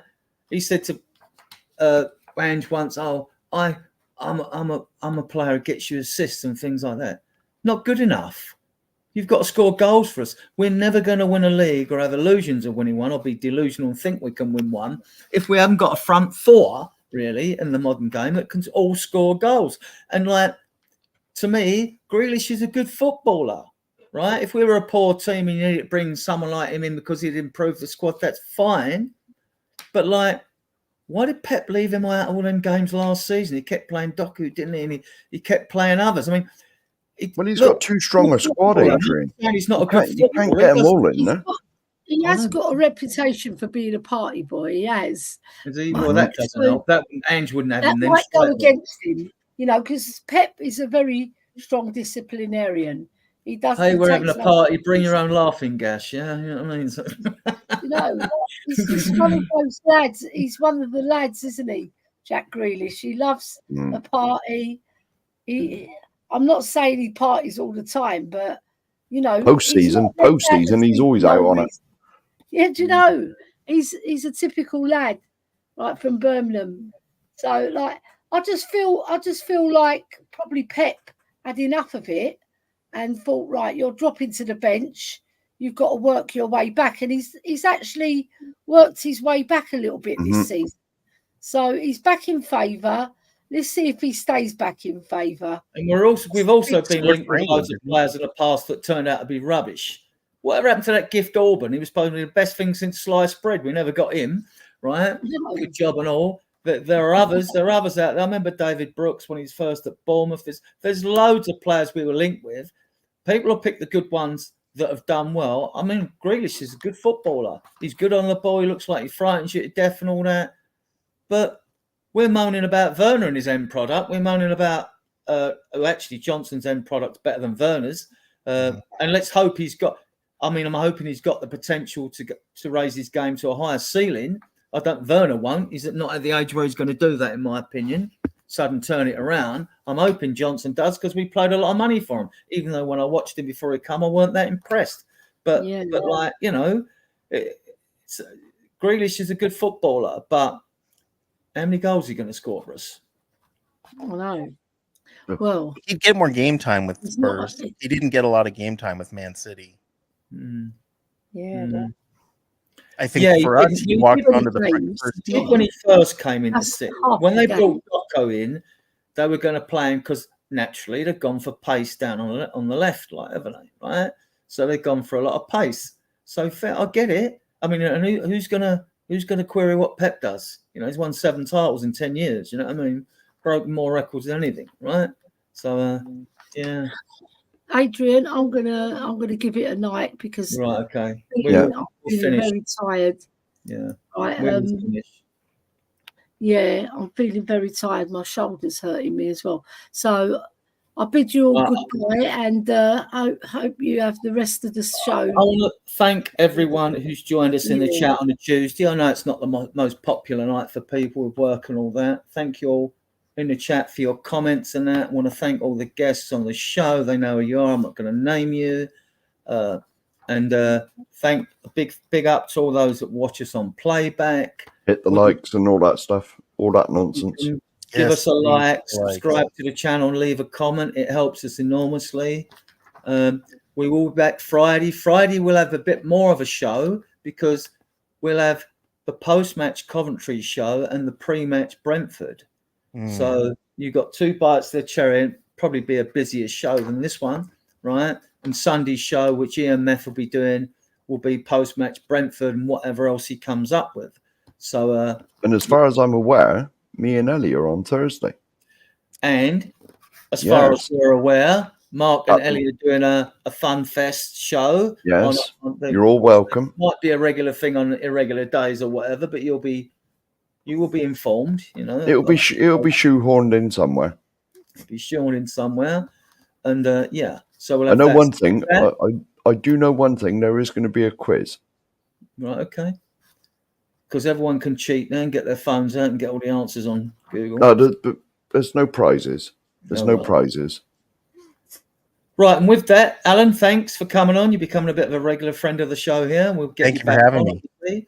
Probably get So I mean, I won't be doing Sunday show now because Ian will be doing them. So like, I'll probably be doing the Tuesdays and Fridays, and Mark and Ellie will be doing what other days they can fit in when it suits them. So thanks again to everyone in the chat and those watching on playback. And I'm going to play us out with this. This